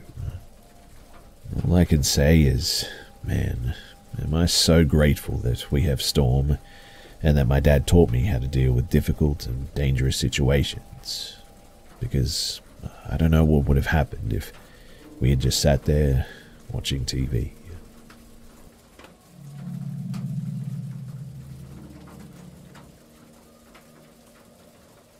This happened in the late 70s, as far as my dad can remember. It was around 78 or 79 when he was a teen out hunting in the woods with his friend. And this was a ways outside of Meridian, Texas, on a fall evening. So my father and his friend spent a lot of time messing around in the woods doing typical teen stuff, firing off bottle rockets, hunting raccoons, underage drinking sometimes. But this day they were going hunting for squirrels, so when they set out, my dad grabbed his .22 rifle. It was just a Ruger or something, with a cheap scope on it. His friend had a really nice Weimaraner that wasn't scared of anything. He would run up to bulls and chase them, he would get in scraps with bobcats, and he would chase off raccoons. He was walking along with them in the woods that day. And he said that there was an old creek bed that they would always go mess around in, so that's where they started. The walls of the creek bed were about 5 to 6 feet high, so they hopped down it and casually walked along, half-heartedly looking at the trees and such, when all of a sudden my dad said that the Weimaraner started whimpering and wouldn't come any further. It hung back about 10 feet from them, refusing to continue no matter what they said. A few seconds later he said that it just tucked its tail and ran off back into the direction of the house. This obviously made them confused, but they just shrugged it off. They took a couple of steps further, and he said that up ahead, about 60 yards, the creek took a hard right turn and elevated up on the banks were some trees. Now, the sun was setting behind the trees, and beyond those couple of trees was open field. So, you could see the sun setting relatively clearly where they were, and his friend stopped him and said, "Hey, do you see that?" and pointed in the direction of one of the trees. My dad said that he could see the outline of something big and seemingly hairy behind the tree peeking out at them. They weren't sure what it was at first, so they called out, "Hey, we're just hunting. Are we cool?" But there was no response or movement. And my dad thought that maybe it was some sort of a huge porcupine or something, not totally uncommon in this area. So he held up his rifle and looked through the scope to try and figure out what it was. Since the sun was setting behind whatever it was hard for him to see any detail due to the sunlight. But my dad told me that what he could see really freaked him out. He said that all that he could make out was a large black fur-covered head and shoulder sort of peeking out. As he was looking at it, what he described as a huge monkey-like hand grabbed the tree trunk. My dad froze, and my dad instantly froze, and his friend asked him what he saw. My dad just shook his head and handed his buddy the rifle. His friend saw it too and was freaked out equally. They sat there for a minute, just staring at it, both of them and whatever this creature was not moving. My dad has always said that he didn't know what came over him, maybe just his teenage hubris, but he suggested that they should go and check it out. Both he and his friend clambered up the left side of the embankment, and when they got to the top, the creature had ducked back behind the tree. They slowly approached and circled around the tree, my dad keeping the rifle handy. He always said, though, that he didn't know why, because the small size of the caliber wouldn't have done much of anything against something that big. They both circled around the tree, and it turned out that when they got there was nothing there. It was just gone. They didn't know where something that big could have run off to in that short of amount of time without them even seeing it, but nonetheless, they checked the area just to see if they could find any sign of what it was. And it turns out that they found 2 depressions where it would have been standing, but due to the fall leaf litter, there wasn't any sort of definition to the tracks. He did say that whatever it was must have been really big and super heavy. The tracks were about 12 to 14 inches in length, but then he went on to say that they estimated the creature must have been about at least 8 feet tall. Other than the tracks, there was nothing else that could be found. No smell, no fur, no additional tracks, nothing in the tree itself, just nothing. Afterwards, he said that they decided to just go back to the house and never really mentioned it to anyone or each other after that. My dad does love the paranormal, but is a healthy skeptic when it comes to stuff like this. But that event, he says, made him become a huge believer in Bigfoot. And after having my own encounter, I've come to believe in something as well. I'm not saying that it's Bigfoot, but I do think that something is out there that hasn't been explained yet.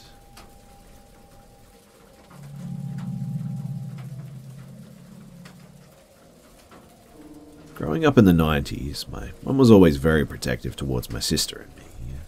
Most of the time it seemed to us like just overkill, like we were sheltered girls. But there was one incident from my childhood that makes me glad that my mum never dropped her guard, even once. So I was a preteen, probably 10 or 11 years old.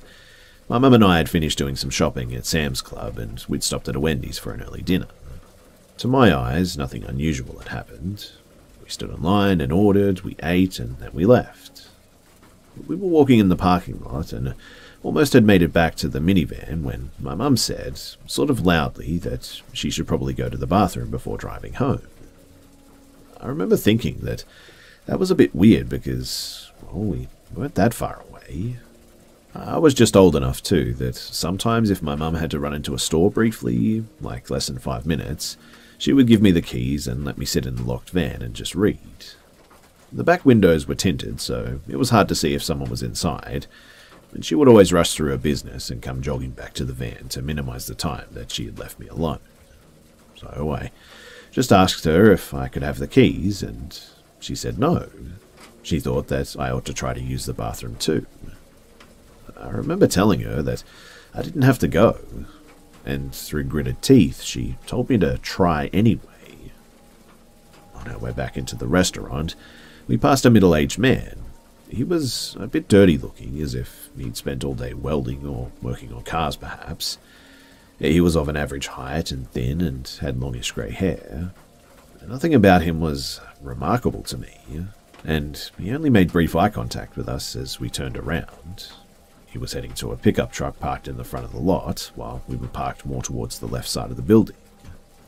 When we got back inside, my mum didn't head towards the bathroom though, but instead led us to a table where we sat down. Mum, are we going to the bathroom? I asked.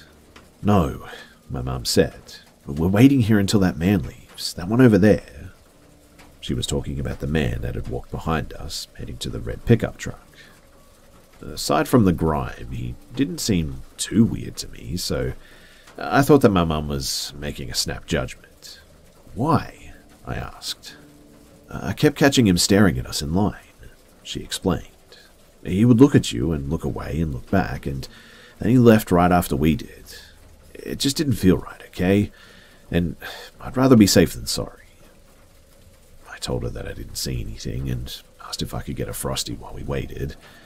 My mum was looking down into her wallet to see if she had the cash for my ice cream when that red pickup truck rolled by the front window, impossibly slow.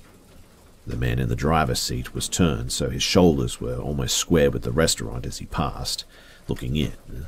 His eyes sought us out inside and found me. I will never forget the full bore of his eyes as he stared at me for the whole length of his passing the window, before accelerating to normal speed and driving away. I'm 33 now, and I still get chills when I think about that day. The man's stare, and in particular, the way my mum checked in mirrors for a red pickup truck the whole ride home.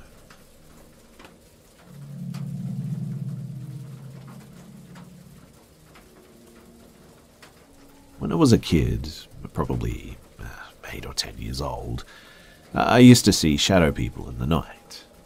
It happened almost every single night, in fact. It was so frequent that I just sort of got used to them. They never scared me when I saw them. They just sort of walked against the wall and watched me while I was in bed. I remember that they never had clothes, just a figure of a body with a bald head.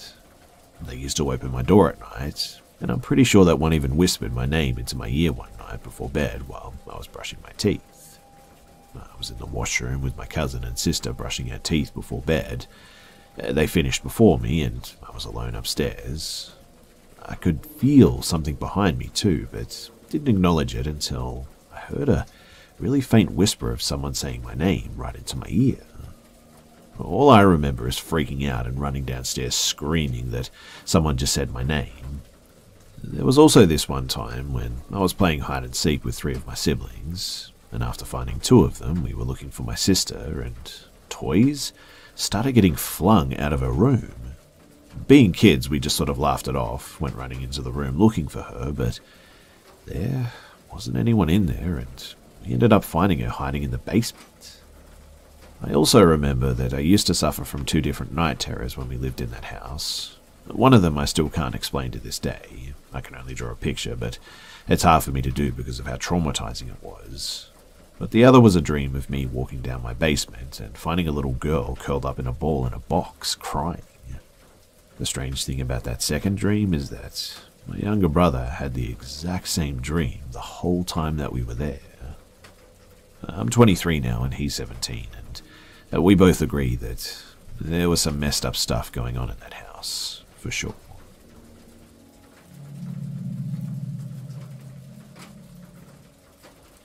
Four years ago, when I was 17, I'm also female, my best friend Hannah, also 17, came over to my house for the weekend. I believe that it was a Saturday night when it happened, but we stayed up late, made some junk food, watched some movies, etc. It was around 1 AM when I decided to take a shower and head to bed. After our horror movie marathon, I was pretty paranoid, so I asked Hannah to sit in the bathroom with me while I showered. So she did just that. She sat on the toilet and played some music on her cell phone, and we talked about whatever we had going on in our lives while I was showering. Finally, after about maybe 20 minutes of showering, I got out and I grabbed my towel. Hannah was still sitting on the toilet, and she said my name, so I turned to face her, and that's when I noticed some movement in the bathroom window above her head. The window kind of distorted it slightly, but I immediately knew what I was looking at. It was a face, a man's face, smirking at me from the other side of the glass. The man immediately ducked out of view, and I quickly faced away, wrapping my towel around me.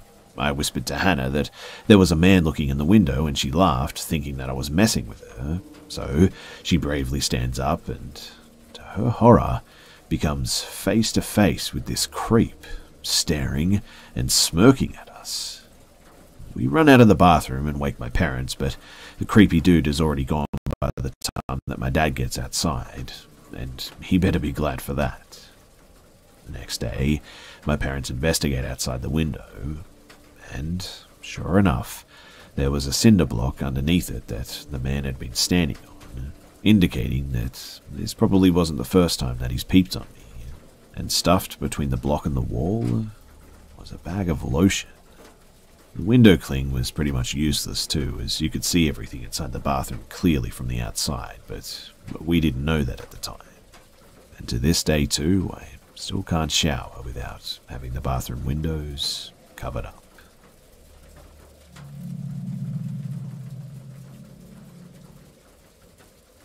I've been doing my 1 hour of outdoor exercise at night because I find it most relaxing.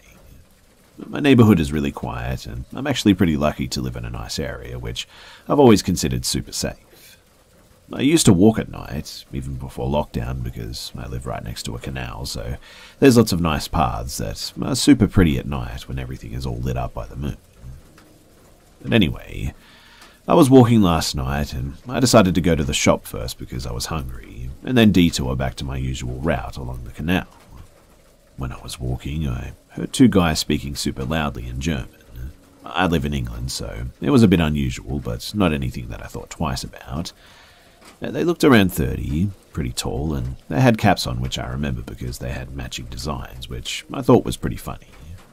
They started getting really close, and when I glanced back to look at them, they started jeering, so I knew that they were looking at me, which kind of freaked me out, so I sped walk towards the shop, but had to stop at the road.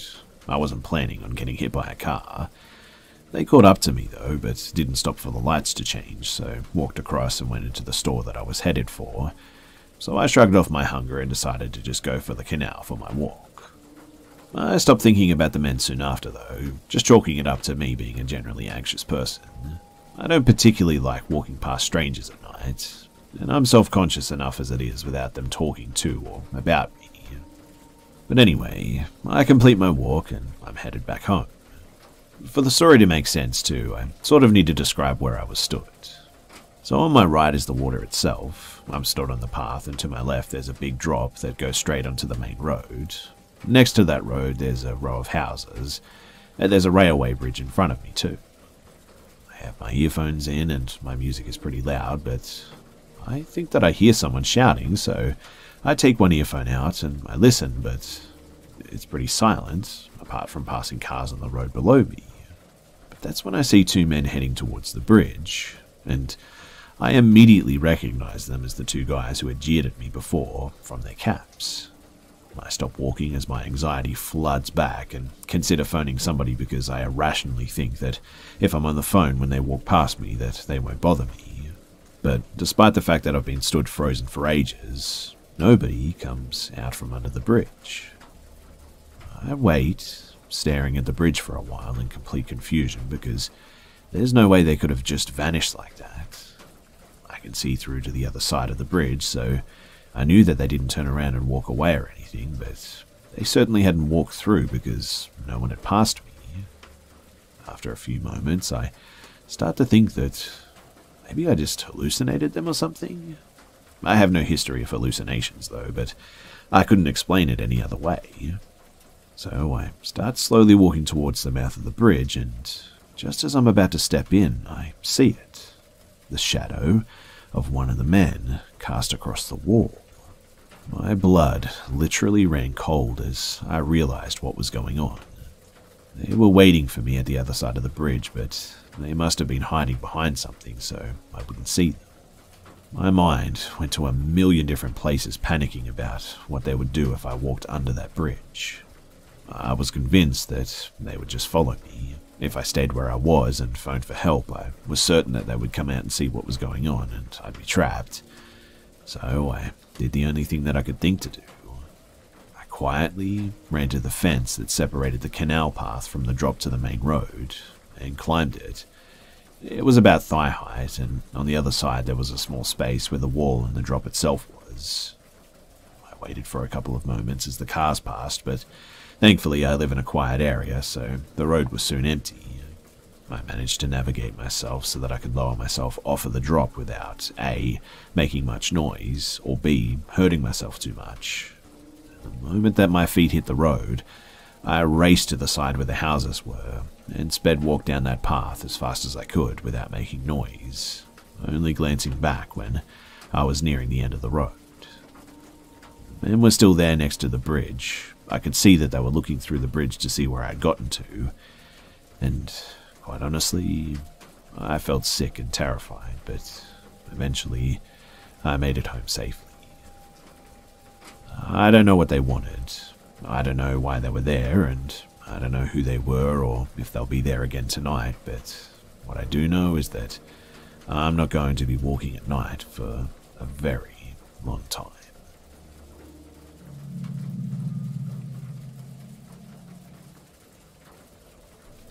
This happened to my buddy and me when I was at college during the winter of 2010. I was, and still am, an outdoorsy guy who has been at home in the woods for a very long time now. I've seen and heard a lot of things, but never had an experience like this, let me tell you. So I met my buddy at college that first semester, and we became fast friends. But before I knew it, he was inviting me back to his family's place that winter to stay there and do a bit of hog hunting. I've hunted hogs since I was old enough to hunt, so I jumped at the chance. We got to his parents' place, and man, was it beautiful. They own about 1,500 acres out in rural West Texas. His family raise, show, and sell cattle and are absolutely loaded. They're amazing people, and they kind of took me in like a second son, to be honest. Over my time at college, I was visiting them a lot.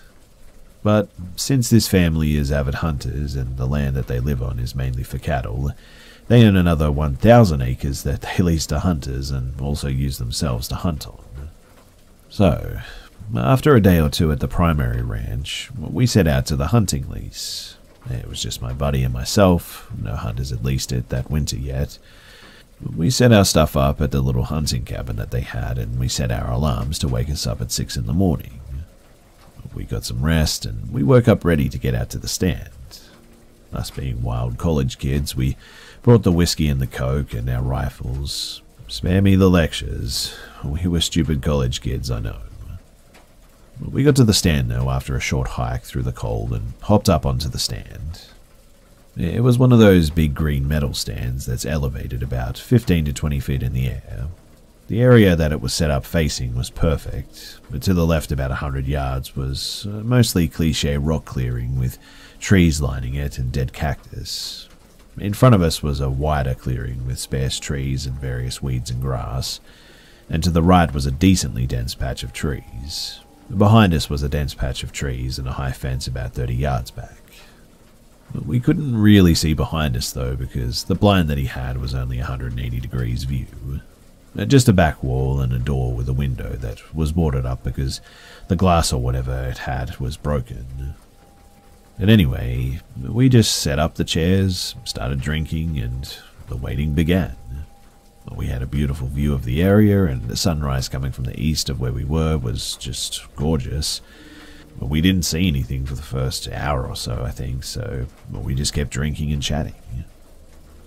I would guess maybe about an after the sun had rose, we started hearing some limbs breaking and brush rustling from behind us. It sounded a good ways back, maybe 50 yards or more, so we readied our rifles hoping that what we were certain were hogs would circle around. I remember just sitting there, waiting, watching the fog from my breath for a good 5 minutes. The rustling got closer. Then I noticed a really metallic smell. The best way that I can describe it is almost the smell of rusty tools that they give off when you don't take care of them. Kind of like a mix of copper, vomit, and I guess poop. I looked at my bud and whispered, "You smell that?" And he nodded and shrugged his shoulders. A minute later, we're still waiting. The rustling seems to get closer. Then it just kind of stopped. After a couple of minutes, I could still smell this stink, but no noise, and figured maybe a couple of hogs had taken a dump near the stand and moved on. I reached to pick up the bottle as my buddy puts his rifle down, and just as we're doing that, we hear a sort of scream or a grunt. Now, I have never heard anything like this. It was like a low grunt that escalated into a gravelly scream, and it sounded like it was right outside the back of the blind. But before we could even really react, we heard a bunch of twigs and branches snap. Sounded like it was right outside the back of the blind.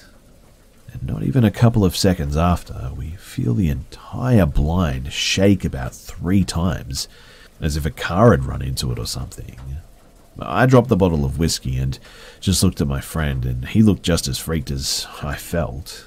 We heard a loud, sort of singular grunt, and then the sound of twigs and branches breaking again, slowly getting quieter. We just sat there, too freaked out to move for what felt like an hour, but it was probably about 10 minutes, I think. I don't know if it was the whiskey or just me trying to be brave, but I got up eventually and opened the door, and nothing was there. We climbed down and we had our rifles at the ready. We both knew that it wasn't a hog, but tried to convince ourselves that maybe it was. We could see the old stand marks on the ground, and the whole stand had rocked maybe about 6 inches. There was even a bent portion of one of the metal struts and 2 big depressions where it looked like feet had dug into the rocky ground. We figured that whatever it was must have stood there while it was rocking the stand. We stood there just looking dumbfounded, and we decided at that point that it was high time to get out of there. We drove back to his main house and we told his dad. He said to just stay at their house with them for the night and we would go check it out tomorrow.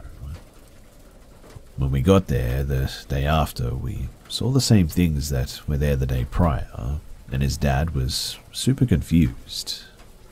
I don't think that he initially believed us, to be honest, when we told him about what had happened. We found where whatever it was had come from. There was a clear path in the grass leading away from the stand, where it had been depressed and you could see sort of tree limbs broken.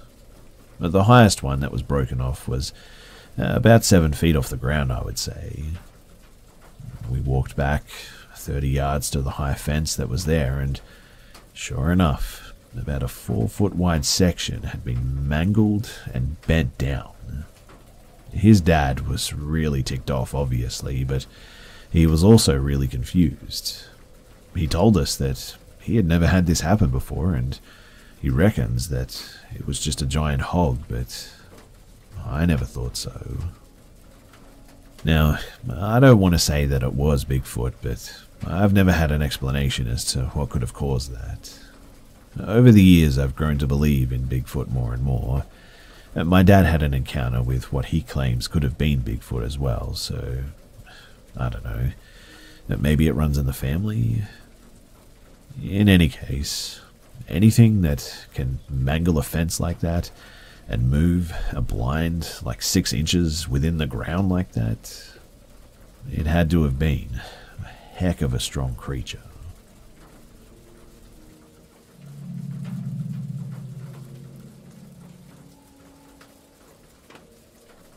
So, this is going to be about all of the paranormal activities that have occurred in my house.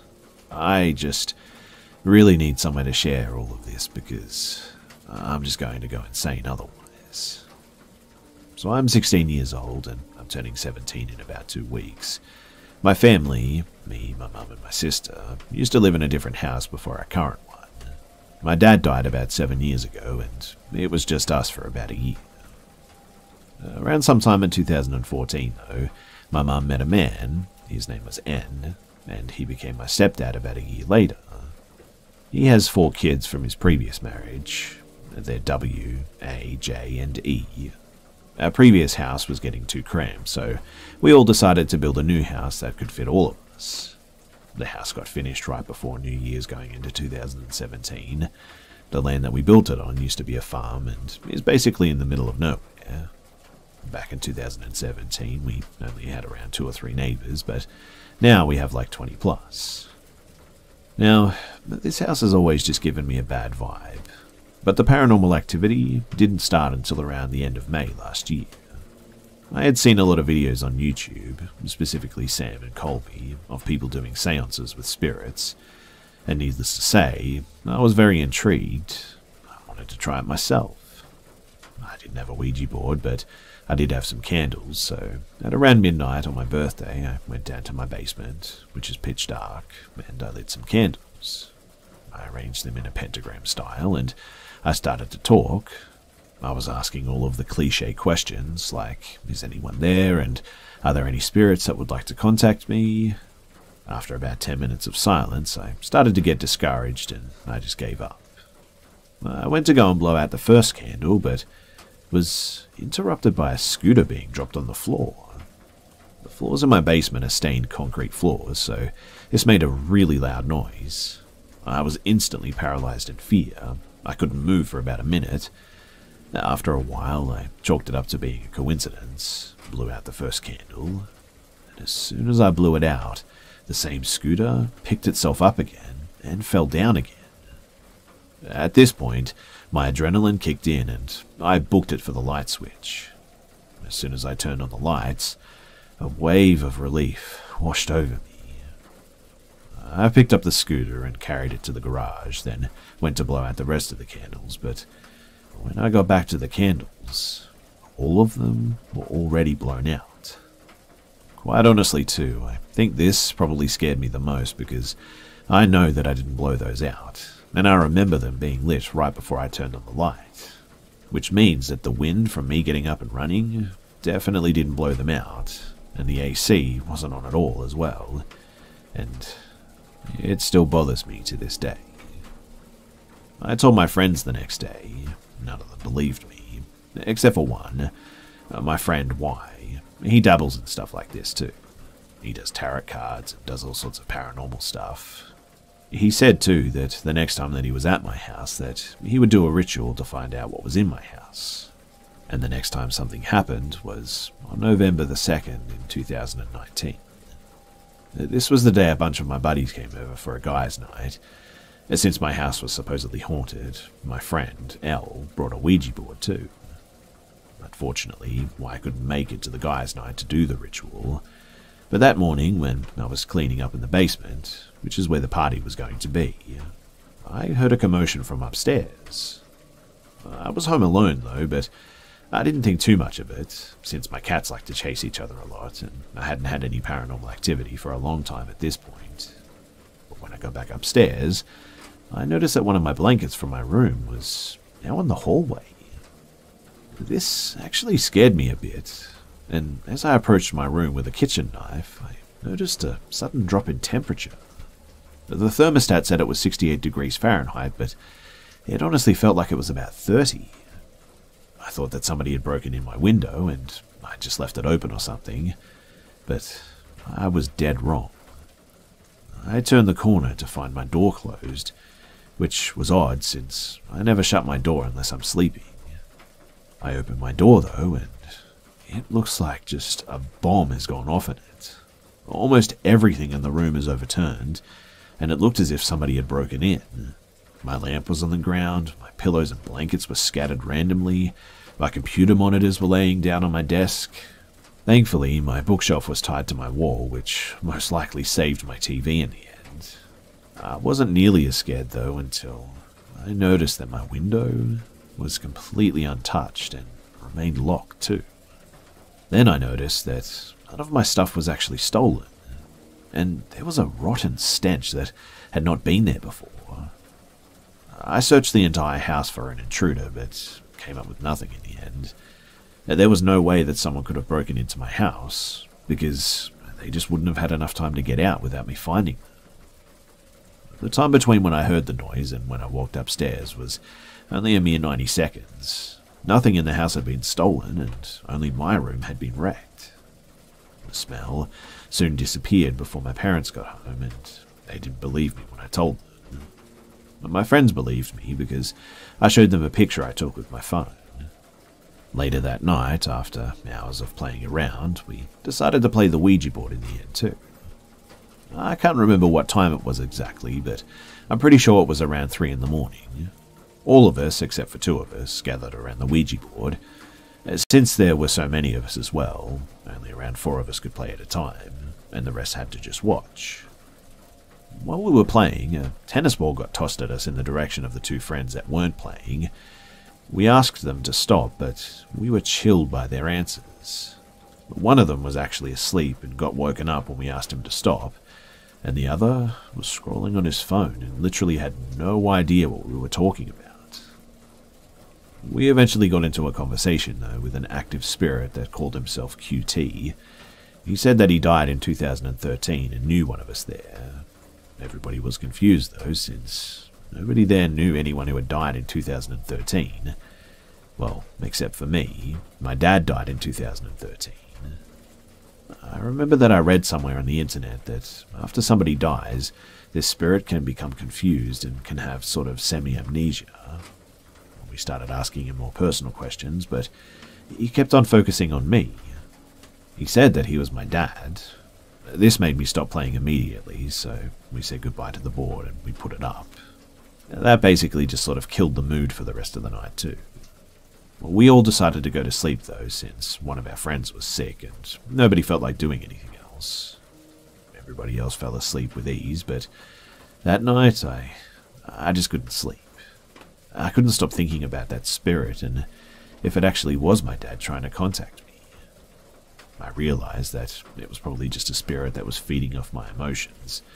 As I was dozing off, I hear a sound too that, honestly, made my stomach sink like a bag of bricks. It was the sound of a tennis ball being tossed at me. Each time it hit the floor, my stomach pulsed and it echoed in my ears. It slowly made its way towards me and came to a halt as it hit my leg. I was paralyzed in fear. Every part of me was telling me to get up and run out the door and run as far as I could, but I just couldn't. I could move my toes and fingers, but nothing else was budging. I forced myself to go to sleep in the end, which was difficult. I asked everyone in the morning, and my friend sleeping next to me said that he had heard it too, but he just thought it was one of my other friends pulling a prank on us. All of my other friends denied ever being awake and said that they didn't hear it. I can still hear the booms of that tennis ball hitting the ground to this day, though, and ever since that day, little things have been happening that I just can't explain. So around 5 months later, we had another guys' night. Luckily, Wyatt was there to do the ritual this time. After a couple of hours of recording a guys' night EP, we decided to goof off until it was about 3 in the morning again. Most of our friends are not believers, and I completely understand their reasoning, and no shame on them at all. But when 3 a.m. rolled around, me, Wyatt, and a couple of my friends gathered around the Ouija board. Wyatt cut out a piece of paper that looked like, sort of like a doll, I guess, while I poured salt around the board. He then said that there was one more ingredient: blood. We were all shocked when he started looking around for a knife too, and we tried to stop him, but he was just too quick. He grabbed a pencil and slightly cut his wrist. He squeezed out some blood onto the salt, then started to whisper some sort of a chant while putting his head down on the board. Me and my friends were really just frozen and sort of freaking out. But we'd never seen him do something like this, and nothing he ever did indicated that he was ever interested in this sort of thing. But he said that he had done this a million times apparently, and to relax. We ended up trusting his word and went along with this ritual. We burned the paper doll, and I had to say something that we'd keep secret our whole lives. Then we apparently contacted a spirit on the board. The spirit said that our ex-best friend, X, would be in danger, and we would end up saving him. We all decided to take this to heart and let him back into our lives. This prediction has not come true yet, but it may have been a metaphor or something. Who knows? I can't really remember the rest of the night, and all of the photos have been deleted off of my phone. It was only a half a year ago, but that's one of the only things that I remember from that night. Ever since that night, though, I've been having these really vivid dreams. I'm not talking about deja vu dreams, I'm talking about, like, real dreams. For example, I had a dream about an entire day, like a 24-hour dream. I woke up, followed my morning routine, went to school, had practice, and went home. But when I woke up from my dream, I was a bit weirded out, because the whole thing felt like it was real. But the worst part is that everything played out exactly how it did in my dream, including every single conversation, pretty much word for word. I aced the assignment in math, I skipped notes in science and history, and I led the conversation in English, and that whole day went exactly how it did in the dream, pretty much every single detail. It was weird because it was sort of like I was predicting the future or something. Every once in a while, something will happen that will shake me, like radios going off in the night or unexplained footsteps. Lately, there's been a concerning amount of activity as well. The other day, the power went out at our house, and I decided to play piano in our basement. I propped a flashlight up on the music stand towards the ceiling so it could illuminate the entire room. All was going well, until the flashlight was completely tossed off of the stand. It must have been around 5 foot off into the air from the music stand, before it started to fall as well. As soon as it hit the ground, the power turned back on. I realized what had just happened, and man, did I freak. I ran upstairs and told my sibling and parents, but nobody seemed to really believe me again. But whatever this thing is, it's starting to become more and more aggressive too. The past few nights too, I've been having the same real dream. In the dream, I'm playing piano in the basement. I'm playing one of my original songs until I hear a noise coming from the bathroom. It's crying. I can't tell who it is because the cry is never the same. The cry will be feminine in one moment though, and then in another it's a grown man. Then it's a child. I don't want it to hear me, so I slowly tiptoe to the bathroom, and on my way there I stub my toe on the cabinet. As soon as I do, the crying abruptly stops. I make my way over to the bathroom and open the door, and when I do, a shadow figure emerges from the bathroom and wraps its shadowy arm around my throat, and I'm dragged into the bathroom with it. And as soon as I'm dragged into the bathroom, I am always jolted awake. To be honest too, I didn't think too much of it, until I found myself playing piano last night. So I was working on one of my original songs when that dream came to mind. I remember everything vividly, and then I heard a horrifying sound. I heard that same crying coming from the bathroom.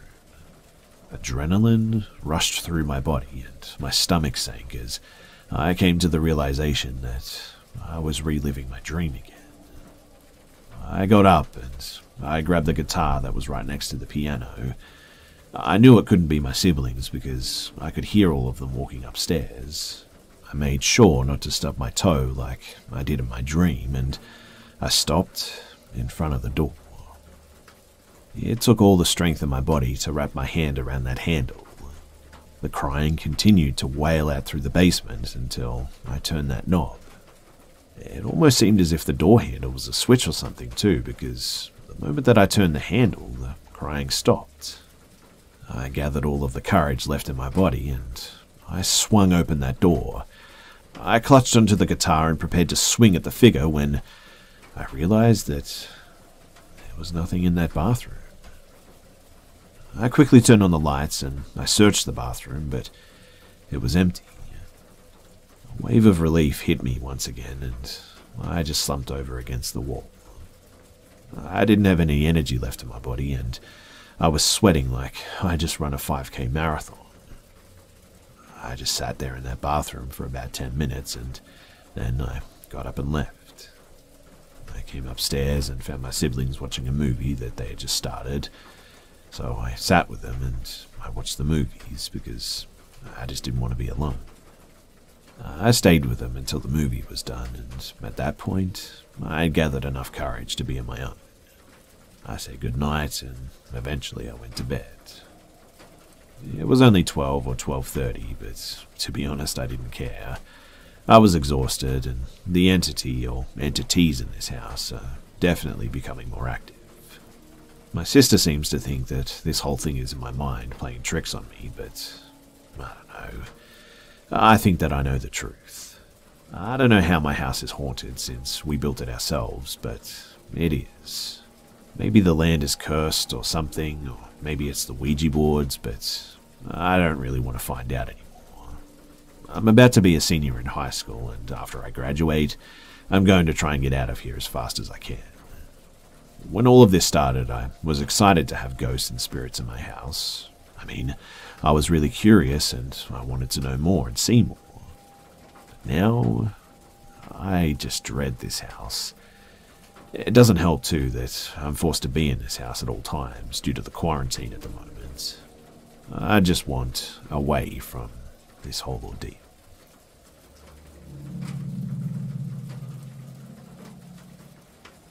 So I had never heard of shadow people before, and I had no idea what to call what I saw, but one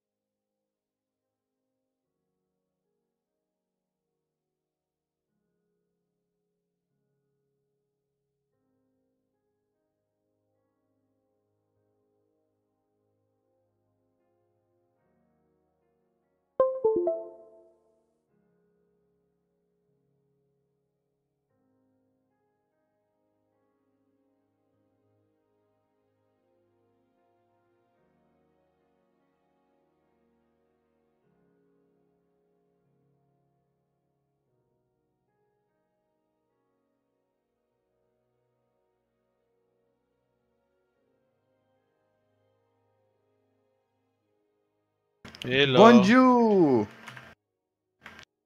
בוא. יש לך SMG אמו? תודה. איפה אתה? הנה, כבר הבאת לו, לא שמת לב? איפה אתה? יש הוא פה. בגג, הוא בגג. הוא בוא פה! עכשיו מפה, הוא פה. בסדר, אבא. פלייטים. Where are we going, daddy? פה למעלה. Where are we going, daddy? דדי. היה לך ארמור בוקס ולא זרקת? היה לי אתה- אמובוקס? לא שמתי לב. כן. הוא היה פה איפשהו, לגג. כן, שמעתי יריות משם. הנה הוא. הדלקת את האדוונס UAV שלך. אתה רואה אותו או שהוא במפה רק? הם מתחתנו. כן, זה מה שאני רואה גם.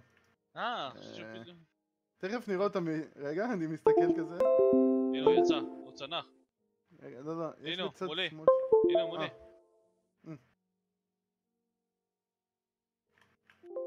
בפנים. כן. הוא פה.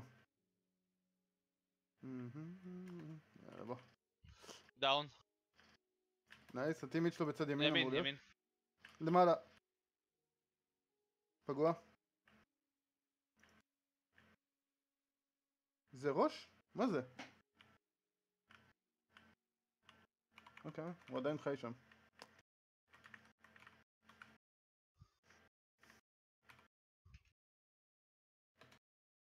חייב פלייטים, לא בי הרבה. בגופו. אוקיי. אני אביא לך עוד רגע את הארמור בוקס הזאת. יש כאן הרבה כסף. מינישן בוקס, בוא קח. רגע. יש לו הרבה גופות.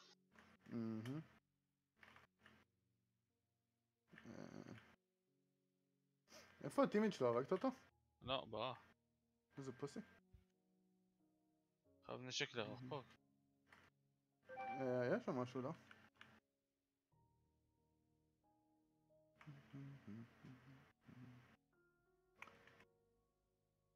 לא. למה? אני שומע את המעבר. זה מאצלי, לא? זה מצלך? אשכרה? מה, השכנים נדלקו? או שאצלך? לא יש. יס, המוח. איפה אויבים? זה מה? בוא קח פלייטים. למה לא לקחת פלייטים עוד עכשיו? איפה זרקת? למה לא אמרת יותר נכון? או הזכרת? אמרתי לך שאני צריך. כן, כן, בוא פה. כן, אבל הלכת לטייל. זה למעלה. עוד שם. אשתו? למטה. קופסה. קופסה. איזה טעות זה היה, אתה צריך לזרוק לי ואז הייתי לוקח. ואז הייתי... מה? הייתי לקבל... זה ואז עדיין הייתי נשאר עם 5. לא, הייתי צריך לזרוק לי, הייתי ממלא, ואז לוקח, ואז הייתי עם 5. כן, הבנתי, כן. היינו מנצלים את זה עד הסוף. כן.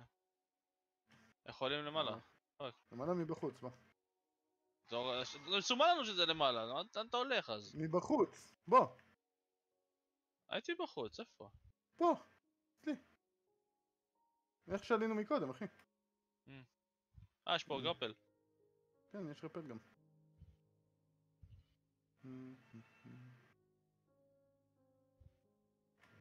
יש לנו הרבה כסף, גם להודות וגם... מני. יש פה פאשה. פאשה? אני מייקי... אני, שלי. שלנו! שלי. אני נגעתי בו. זה השכר הדברים. אני נגעתי בו. רגע, זה לא מה שאתה רוצה להגיד לשופט. I'm the judge. Oh god. Is it a good place to be in? סאצ'ל. סנייפר, ייי. פנינגטון. זוז! אני לא נגעתי בו, ועכשיו קונים במילא לואודאוט. אנחנו יכולים לקנות 2 לואודאוטס ומיליון UAVים. בוא סתכל. זה מספיק הגג הזה לזה? כן, אפשר. סלף רווייב קיט קניתי. אני אקנה גם אחת. קנה UAV. תקנה ארסטייק אולי, לא? יש לי ארסטייק. זה יביא לנו מפה? לא, צריך לעלות למעלה. כן, נתן לי. נתן לך? יו. אני לא הצלחתי. מישהו פה! יש פה מישהו! כן, עבר אותנו. טוב, אי אפשר, זה נגמר בדיוק בשנייה שזה... כן, נטפס פשוט. מי? יש סולם. אני ארביץ לך. אני רוצה את זה.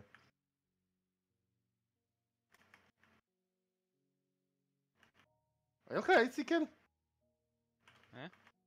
המק 10? נו. היה לך, אתה השתמשת במק 10 הלג'נדרי הזה? זרקת אותו רגע? לא יודע, כן. דריו, הדבר הזה זה אחד הדברים הכי אופים במשחק. תראה איך שמה ארבע שלי.